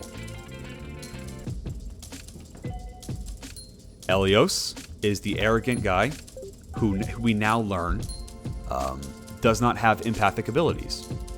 Okay, that's cool. You're working with what you've got.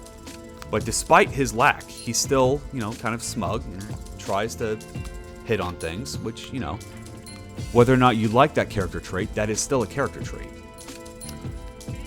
Kieran is still not handling the loss of his men very well, and is trying to move forward despite that. Okay, I like that. Nixie.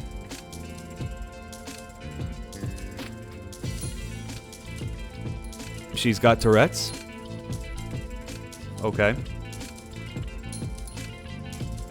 Celise.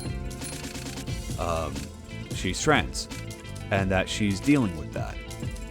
Don't say comic relief, don't say comic relief, don't say comic relief. To be honest, John Erico, I don't think Nixie is a comic relief. I don't think her character was about comic relief, because there is plenty of jokes that are going around at other characters' expense as well. And I've made it significantly further in the game than I'm showing here, so yeah. Feels like the game wants to spread awareness, yet it is on thin ice. So here's the thing.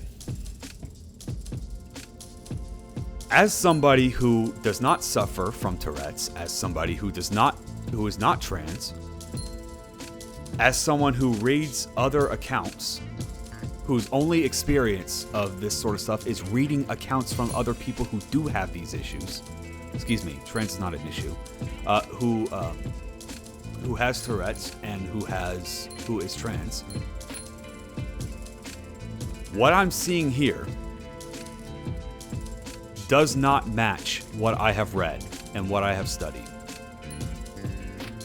I'm just gonna go ahead and put this out there.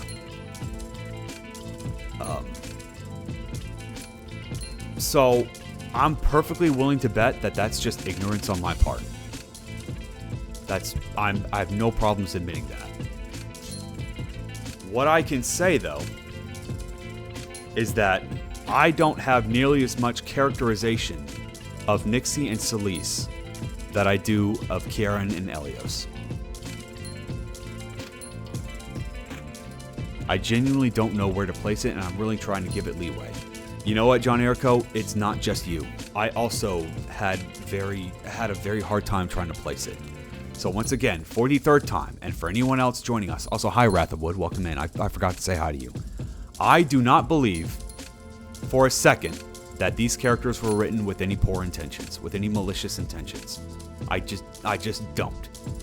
These characters are likable enough, and they are given just enough personality, and they have enough banter between them and the others, that I think that there really was an honest attempt at making good characters that just happen to have these points to them. However, representation aside, right? Because you want to do representation, go for it. Not a problem. I still can't get over the fact that, from what I've experienced, Nixie's entire character centers around her Tourette's. And I just don't agree with that. I don't agree with that as a concept. Celise's entire character so far revolves around the fact that she's trans and that she has a rough home situation. Her mom doesn't approve of it. Her sister does, which is good, but her mom does not. Which, granted, I hope a trans person playing this will feel seen and feel acknowledged. But compared to the actual backstories and personalities and relatable struggles that Elios and Kieran has, well, granted, losing all your friends is not the most relatable, but yeah. But it's more relatable than other parts. I can't see that. Now, maybe that's just my reaction to having, like, acceptance and DEI being shoved in my face a lot. But if anyone else sees more to these characters, I would love for you to disagree and let me know. But yeah, well, mind you, it may be more relatable because we just don't know what it's like. Well, isn't that the idea of wanting to reach out, though, to represent this, represent these kinds of shit in, represent these kinds of points in media to help us see what it's like? Now, granted, during Nixie's scene with during this scene right here with Nixie, when she comments about how it seems like her brain quieted down after having whatever it was done to her. Okay, that gives me a bit of an insight as to what it feels like. So cool, we like that. This is true, and I don't think we get to achieve that by temporarily curing it. Correct. But much like most other mental health issues, you can't cure it. Mental health is not something you can cure. I know this as someone who has ADHD. You can't cure that. You can just manage it. You do your best to manage it.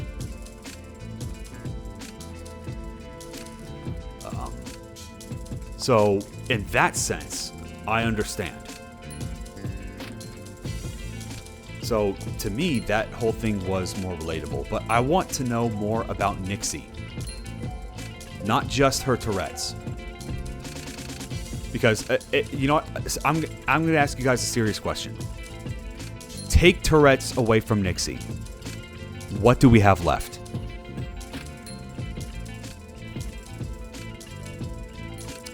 So you're saying that they don't have... so you're saying they don't have enough personality, right? And that having PTSD and being trans shouldn't be their personalities?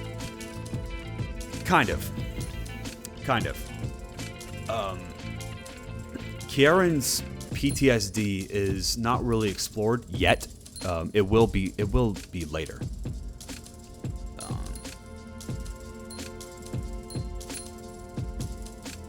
But, and this is one of those things where I'm still struggling. Like, on one hand, I believe people should make the games that they want to make. And if someone genuinely just wants to make a game where a trans person is just a trans person and is being trans and just have that right in your face, I think you should be allowed to do that. I really do. You know, the thing about personal projects like these is that you can be as self-indulgent as you want.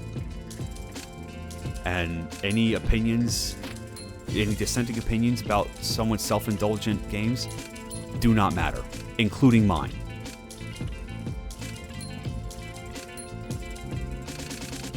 Yeah. I think Nixie is like the cutesy one. Okay. She has a doting father. That's not a personality trait. She likes anime and figures. That is a personality trait. Sorry, that's something that she likes. I wouldn't really call that much to her character. That's just extra flavor. Kieran looks like the oldest one, so of course he has more story than the others. Fair. Yep. But Elios, counterpoint, Elios, who has a defined place in the world, has a very relatable struggle no matter where you come from. Be like, oh, no one acknowledges you. And now that we learned that he's an Aaron with no empath abilities, well, alright, he's an underdog. I get that. So, Celise is trans. Is that a problem? Not at all. Not even remotely. And the fact that the rest of the team immediately accepts her, I think that's a good sign. I still question as to why her ID still says Seth. Because that much I'm having a hard time believing. But Celeste's personality is that, you know, she's the only thing two things she has going for her. She's trans, and she's crushing on Kieran. Aside from that, maybe the idea is because of the mother. Going by the portrait art, she does not look young enough to have her mother step in to do anything for her, let alone register as a medic on a ship. You might be right, and that may be what it was intended to be, but that's just not really it. I'm having a hard time believing that. So anyway, sometimes you can put these quirks in. I think there's a difference between inclusion and representation. I don't think that just because you have these points, just because Nixie has Tourette's, just because Celise is trans, that doesn't mean you have to represent every trans person or every person with Tourette's. I think that is a very unfair burden to place on somebody. However, as someone who is wanting a good character-driven story, I need more to these characters than just their quirks. Kieran is part animal, just notice the ears and the tail. Yep. Now, more than ever, because there's a lot of these topics that I'm so uncertain about as to whether or not these were handled well, I just want to make it clear, when I judge these games, I did not take that into account at all. How well they were represented, how poorly they were, I did not take that into account. I just looked at them as characters. Yeah. I would prefer if Kieran portrait is more to the right, but then you wouldn't see the tail. I think it would have been better if they found something that said Seth and then had Elio or whatever say, who's Seth, your brother? And just go from there. Have them open up or slowly open up. I think that's a very good idea, Valen. And I actually agree with you on this. Because remember, let's think back to their opening cutscene. Right? Like, this is supposed to be our introduction to them. So Star Mage thought that the best way, that what we needed to know right away about Elios was his personality and the fact that nobody takes him seriously. What Star Mage thought we needed to know most about Nixie was the Tourette's. What Star Mage thought we needed to know the most about Celise to start off was that she was trans and that her mother does not approve. And Kieran was the losing your men. And you have to build up from there. In my opinion, I felt like there was uneven footing of these four. I can agree with that. A trans character story doesn't necessarily need to be about being trans. It can be about anything else and still involve being trans on top. Yeah. I mean, I would also say that, hey, like, if you want to make a game about a trans person just saying, hey, look, I'm trans, fuck off if you don't like it, I think that's also perfectly fine. Again, the thing about these personal projects is that they're personal, and sometimes you're allowed to be as self-indulgent as you want.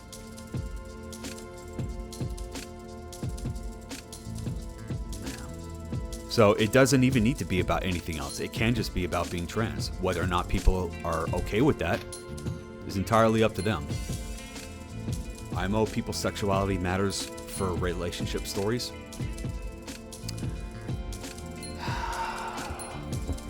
See, again, now I'm the one that feels like I'm on thin ice here.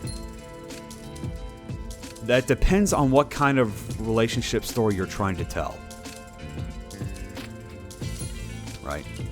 I feel like if you're just trying to tell a straight up romance with chemistry and banter, that should not matter what sexuality the two partners are. If their primary bond is through, like, heart to hearts. But again, it's rough. Every story is different. I don't want to make a lot of blanket statements one way or another because different stories try to tackle different subjects. And they want to tackle them in different ways, and I think all of those are valid. Well, making 4 good developed characters is hard. Not to mention the jam is only 1 month and the dev has 2 submissions. The other submission also seems like the main one because Star Mage drew the busts. I don't think that's an excuse. I mean, that's an explanation, sure, but that's not an excuse. When I'm judging these games, I'm judging them as they are. As a dev, I completely understand and respect it. Remember, this game made it pretty far into the jam. Both of Star Mage's games made it pretty far into the jam because, you know, these issues aside, or the thin ice aside, both these games are actually pretty well made. And I don't think that the other game was the main one because there is a lot of content in this game. A lot of dialogue in this game. So, in fact, more than ever, I really do, 100% in all seriousness, want you guys to play this one for yourself. So I'm going to go ahead and put a link here.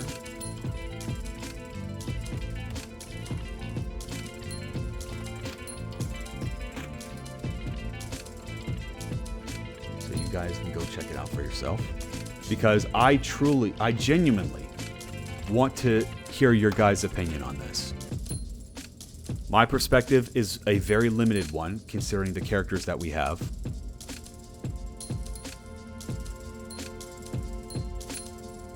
Yeah, that's kind of like critiquing an artist's drawing and saying the hands could be better. Well, hands are hard to draw and I only drew that in 5 minutes anyway. Like, doesn't matter all that much. Yeah, that's true. But the difference is, if the piece that you're talking, I know you probably didn't mean it like this, but to use your analogy, if the artist is trying to focus on something else with the drawing, and the hand was just like way off to the side, then yeah, that wasn't really the focus. You're technically correct, and that's they could be better, but that really just wasn't the focus. Then it wasn't the focus. It doesn't mean that it's not a problem. The difference is that in this game, the characters are the primary #1 driving force for the entire game. So I think it is very reasonable to go this nitty-gritty into the characters. Well, knowing that this is only a month-long jam, maybe they shouldn't have went for 4 characters. Well, here's the thing, Kokodayo. Star Mage didn't. They went for far more than 4 characters. I'm not showing this off right now, but, you know, Squad A, they have their own set of optional scenes that I don't know about optional. They have their own set of scenes that they can check out, that you can check out. In fact, I'm pretty sure there's one right here. Nope.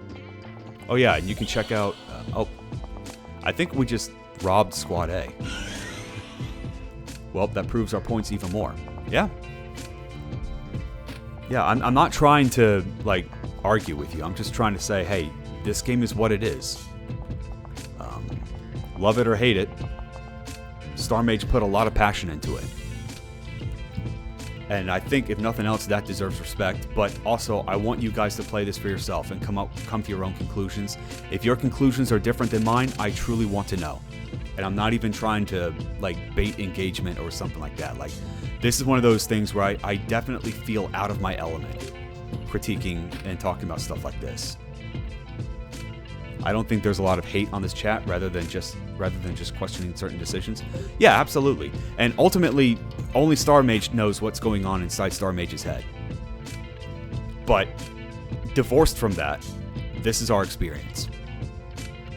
And you know what? Again, to reiterate something that I said earlier at the beginning of this playthrough, I went and looked up and did some research on Tourette's. And if that was the objective, then congratulations, Star Mage, mission accomplished. Because, yeah, I've educated myself more about Tourette's. But the problem is, when I look at Nixie's dialogue, it's hard for me to tell if the Tourette, because of all the dick tics. I think I just invented a new term there, dick tics.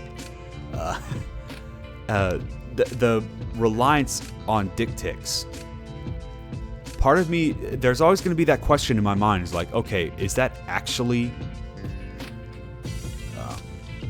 is that actually a proper representation of Tourette's, or is that something that was played up for laughs? Because one thing I do know about Tourette's is that they, again, you can't control whether you fire off a dick tic. But the sheer number of dick tics compared to I don't know, I kind of like saying that now. The sheer number of dick tics compared to the other tics. You have to question that. I kind of wonder. Yeah. Damn it, Rhyme! Ah! Well, now we've immortalized it. All right, hang on.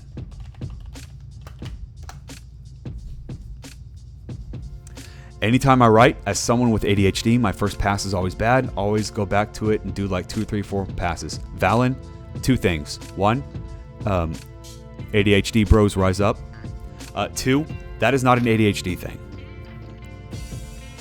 That is just normal. That's just the normal process. The first draft of everyone's writing is always going to be bad. It's always going to be the worst. And it'll take 2, 3, 4 passes. It will happen to everybody. It's not just you, and it's not just an ADHD thing.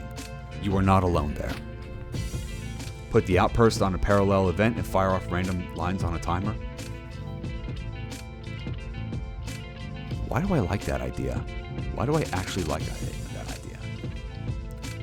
It can be a representation. I just feel like they shouldn't spam the wiener tick so much, even though it can be realistic. This is a work of fiction. Why don't they say bitch or something else? I'm pretty sure she does at some point. But yeah, I agree that the amount of times you go for the wiener is a bit odd.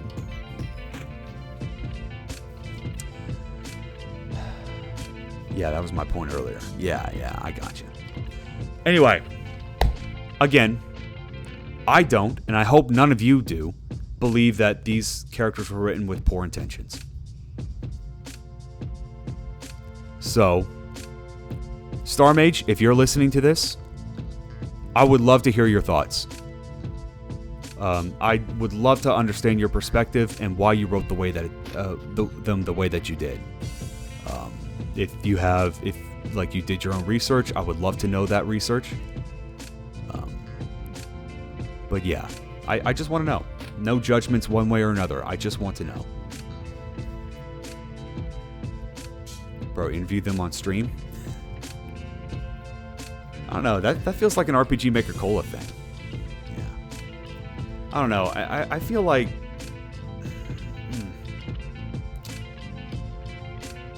It would be nice to interview them, but I would like to just have them make a few statements and just talk about it. I also don't think Star Mage had any malicious intent with these characters. I feel like if anybody does feel like Star Mage had any malicious intent, then they are clearly not reading the room. So yeah, that's my thoughts on this.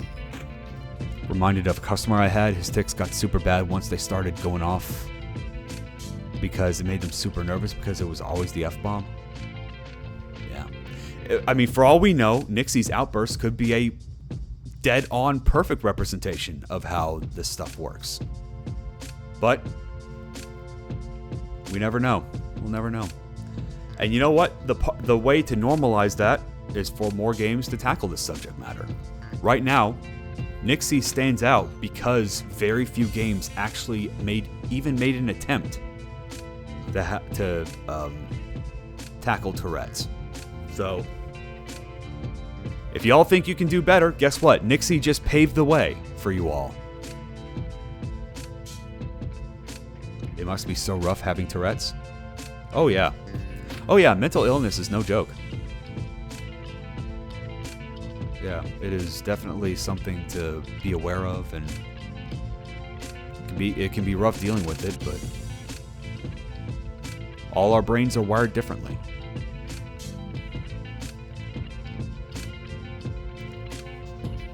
I like writing and depicting LGBT characters, and I'm sure we'd be having the same discussion over my depictions of them, so no hate whatsoever. Oh, cool. Yeah, I don't think it's poor intentions, it's just taking so much space, the characters seem to not have other stuff besides that. Not gonna lie, the first time I did chuckle because I also didn't know. Afterwards, learning I didn't, obviously. Yeah, of course. But, well, according to this game, you would be an ass. Because if you didn't know. Or maybe not, because of the double standard of the writing here. When Elios laughed, it was perfectly fine, but when Xavier laughed, he was an ass and out of line. So, who knows? That'd be real rough when it's stuff like that. Yep. That's why Nixie was so on board with trying to figure out how to manage him. Anyway, you know what, Star Mage? I think the fact that we've been having this conversation for so long, because holy shit, I'm 42 minutes over time. I think that could be a win because you got the conversation going. If that was the objective of Nixie and her having Tourette's, just to start the conversation, mission accomplished. We could just be playing right into Star Mage's hands right now by talking about this. But yeah. So I want to point out, just for those that are interested in playing this game, as far as I've gotten, you can talk to everybody else, both Squad A and Squad B. You do another mission, there will be another downtime when you get to talk to everybody in Squad A and Squad B. So, if you're into the character-driven games, please give this one a shot. I want to hear your thoughts. Yeah, it got us talking. That's what art should do. Well, then this game is a masterpiece. If the point of this game was to start conversation, masterpiece. Okay, with that being said, I'm going to go ahead and finish up here because I need to get some sleep. Yeah. Yeah, and good night to all of you too. Now, I'm going to go dump you all off on somebody else. Who should have the honor of dealing with all of you right now?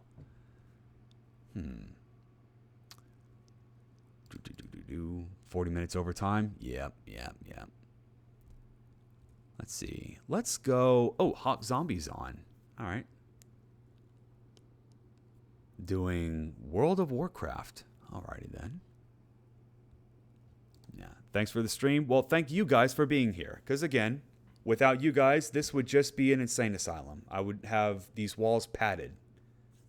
And I would just be talking like a weirdo. Like a psycho. Okay. Well, thank you all so much for dropping by. And I will see you all again. Oh, right. Whoops.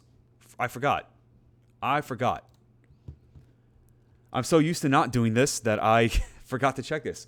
We got Pitch Friday again to worry about. Okay, so we got 2 pitches up on board here. Verloren is a JRPG with some influence from visual novels. It chronicles the story of Angel, a soon-to-be young adult, and her search for a lost relative and her own place in the world. The game features full CG illustrations to emphasize characters' moments, strategic battles which encourages you to set up counter strategies rather than grinding levels, and a skill learn system which allows each character to pick up skills in multiple classes, allowing them to build their own combat style. I'm liking it. A love letter to old school RPGs. Hey, it didn't say that. It did not say that. I pitched something. Yep, and we'll get to it. So I've already talked about how this pitch was pretty good. It tells me a lot of what I need to know about this game. But as I'm reading this over again, strategic battles which encourages you to set up strategies rather than grinding levels. So rather than grinding levels implies that I shouldn't really be leveling up, which is not correct now that we've played this game. So that might be a little bit of a misleading statement. I can see how it wouldn't, but now that you're competing with somebody, but yeah, let's say, who knows? I don't know if you want to take another look at this part right here. Kokodayo, eat your veggies or die. That's marketing terms. I don't need that. Jarring follows the story of a little boy named Phil, who looks forward to watching his favorite show every day, a government-mandated cartoon that promotes eating vegetables, and only vegetables. Navigate Phil's jarring reality in an eerie 3D household while you explore the cartoon in a 2D top-down environment. Help Phil discern reality from fiction in this visual novel-style game with a narrative-driven, turn-based, quote-unquote, combat. Okay, so Kokodayo, quick little thing about pitches. This is not the time to be vague. When you put combat in quotes, that's vague. That makes me think that this isn't actually going to be combat in the way that I know it. But the problem with that is, that's very good for marketing. This is a very good blurb to put on your box. When you're trying to get me to play this game over Verloren, I need more than this. I need to know what makes this combat unique. Navigate Phil's jarring reality in an eerie 3D household while you explore the cartoon in a 2D top-down environment. This is very descriptive. I'm enjoying this. Okay, so I'm switching perspectives. That makes your game stand out. I like that. Help Phil discern reality from fiction in this visual novel style game. Okay, this doesn't help out a lot because we just finished playing a visual novel style game. So that can mean several different things. It could also mean a straight up H game in the terms of, like gameplay. Am I allowed to try again? Absolutely. You can edit your pitches right up until the last hour before the Friday stream. The game is not going to be decided. This is why I'm giving the feedback now, precisely because I want you guys to keep trying, to keep editing your pitch.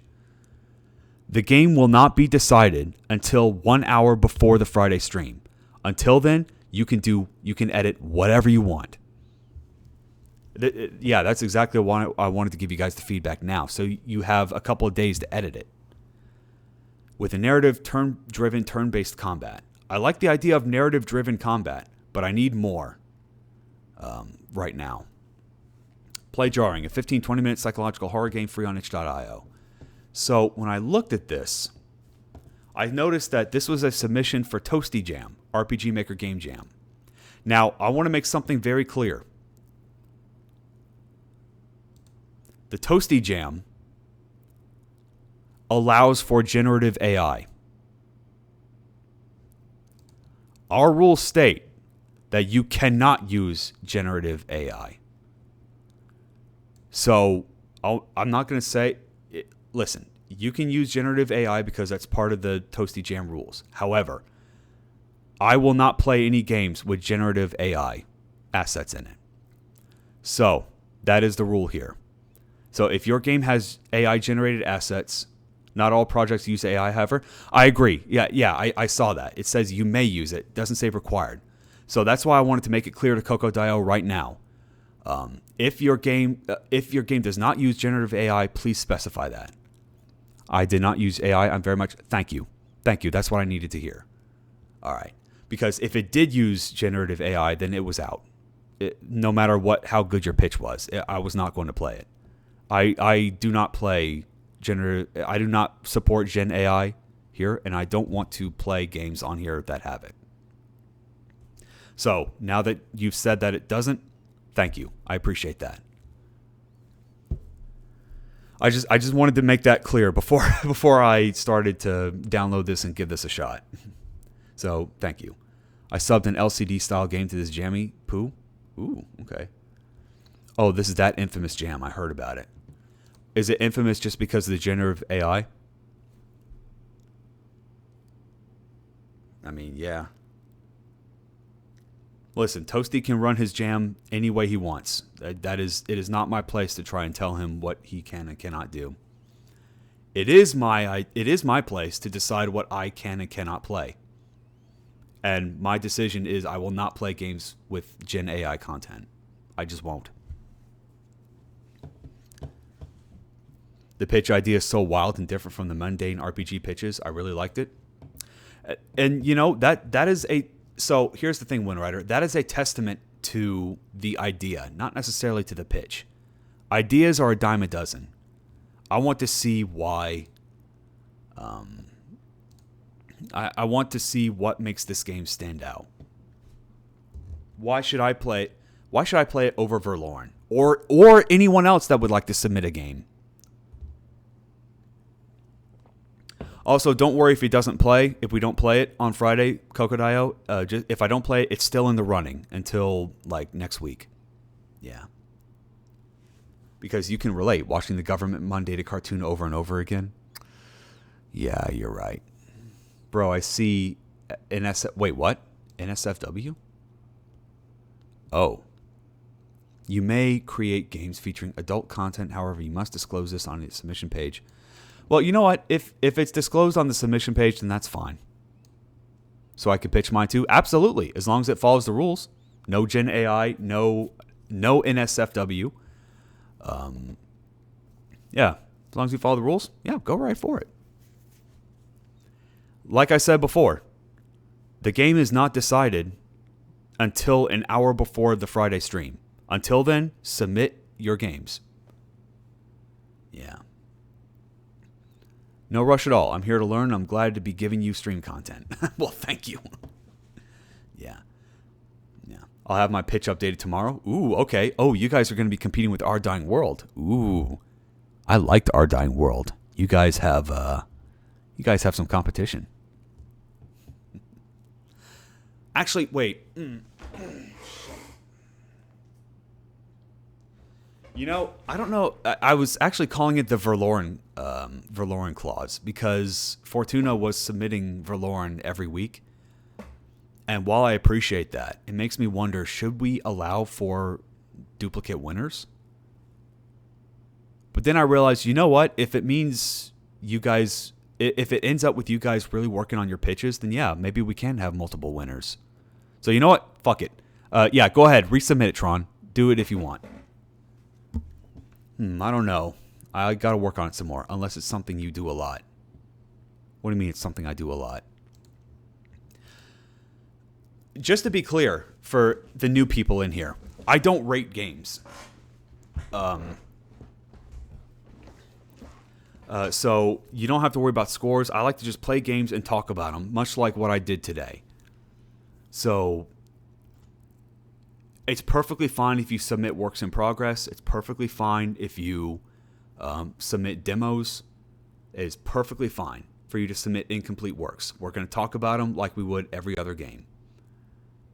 Expect to like 70-30% ratio of talking to players. Windrider's not wrong there. By the way, what type of AI is allowed on the pitch, since you specified Gen AI in the rules? Wait, I don't understand. What do you mean? What type of AI is allowed on the pitch? I don't want to use Gen AI in general. Nah, my demo just ends, and the last person who played it was lost for 2 hours when it's a 45-minute thing. Well, I mean, that should say something. Yeah. About what your game was doing. Ah, well, all right. There we go. Wait, what? What happened? There was a purple banner that just showed up. What happened? What was that?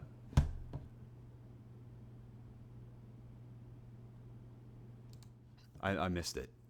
My region finally got ads? No! Oh, man, that sucks. Wait, what? A sub? Wait, the sub counter just went up. Did someone sub? I don't see it. I don't see it on the activity feed. If someone did, thank you so much. I appreciate that. You're awesome, whoever you are.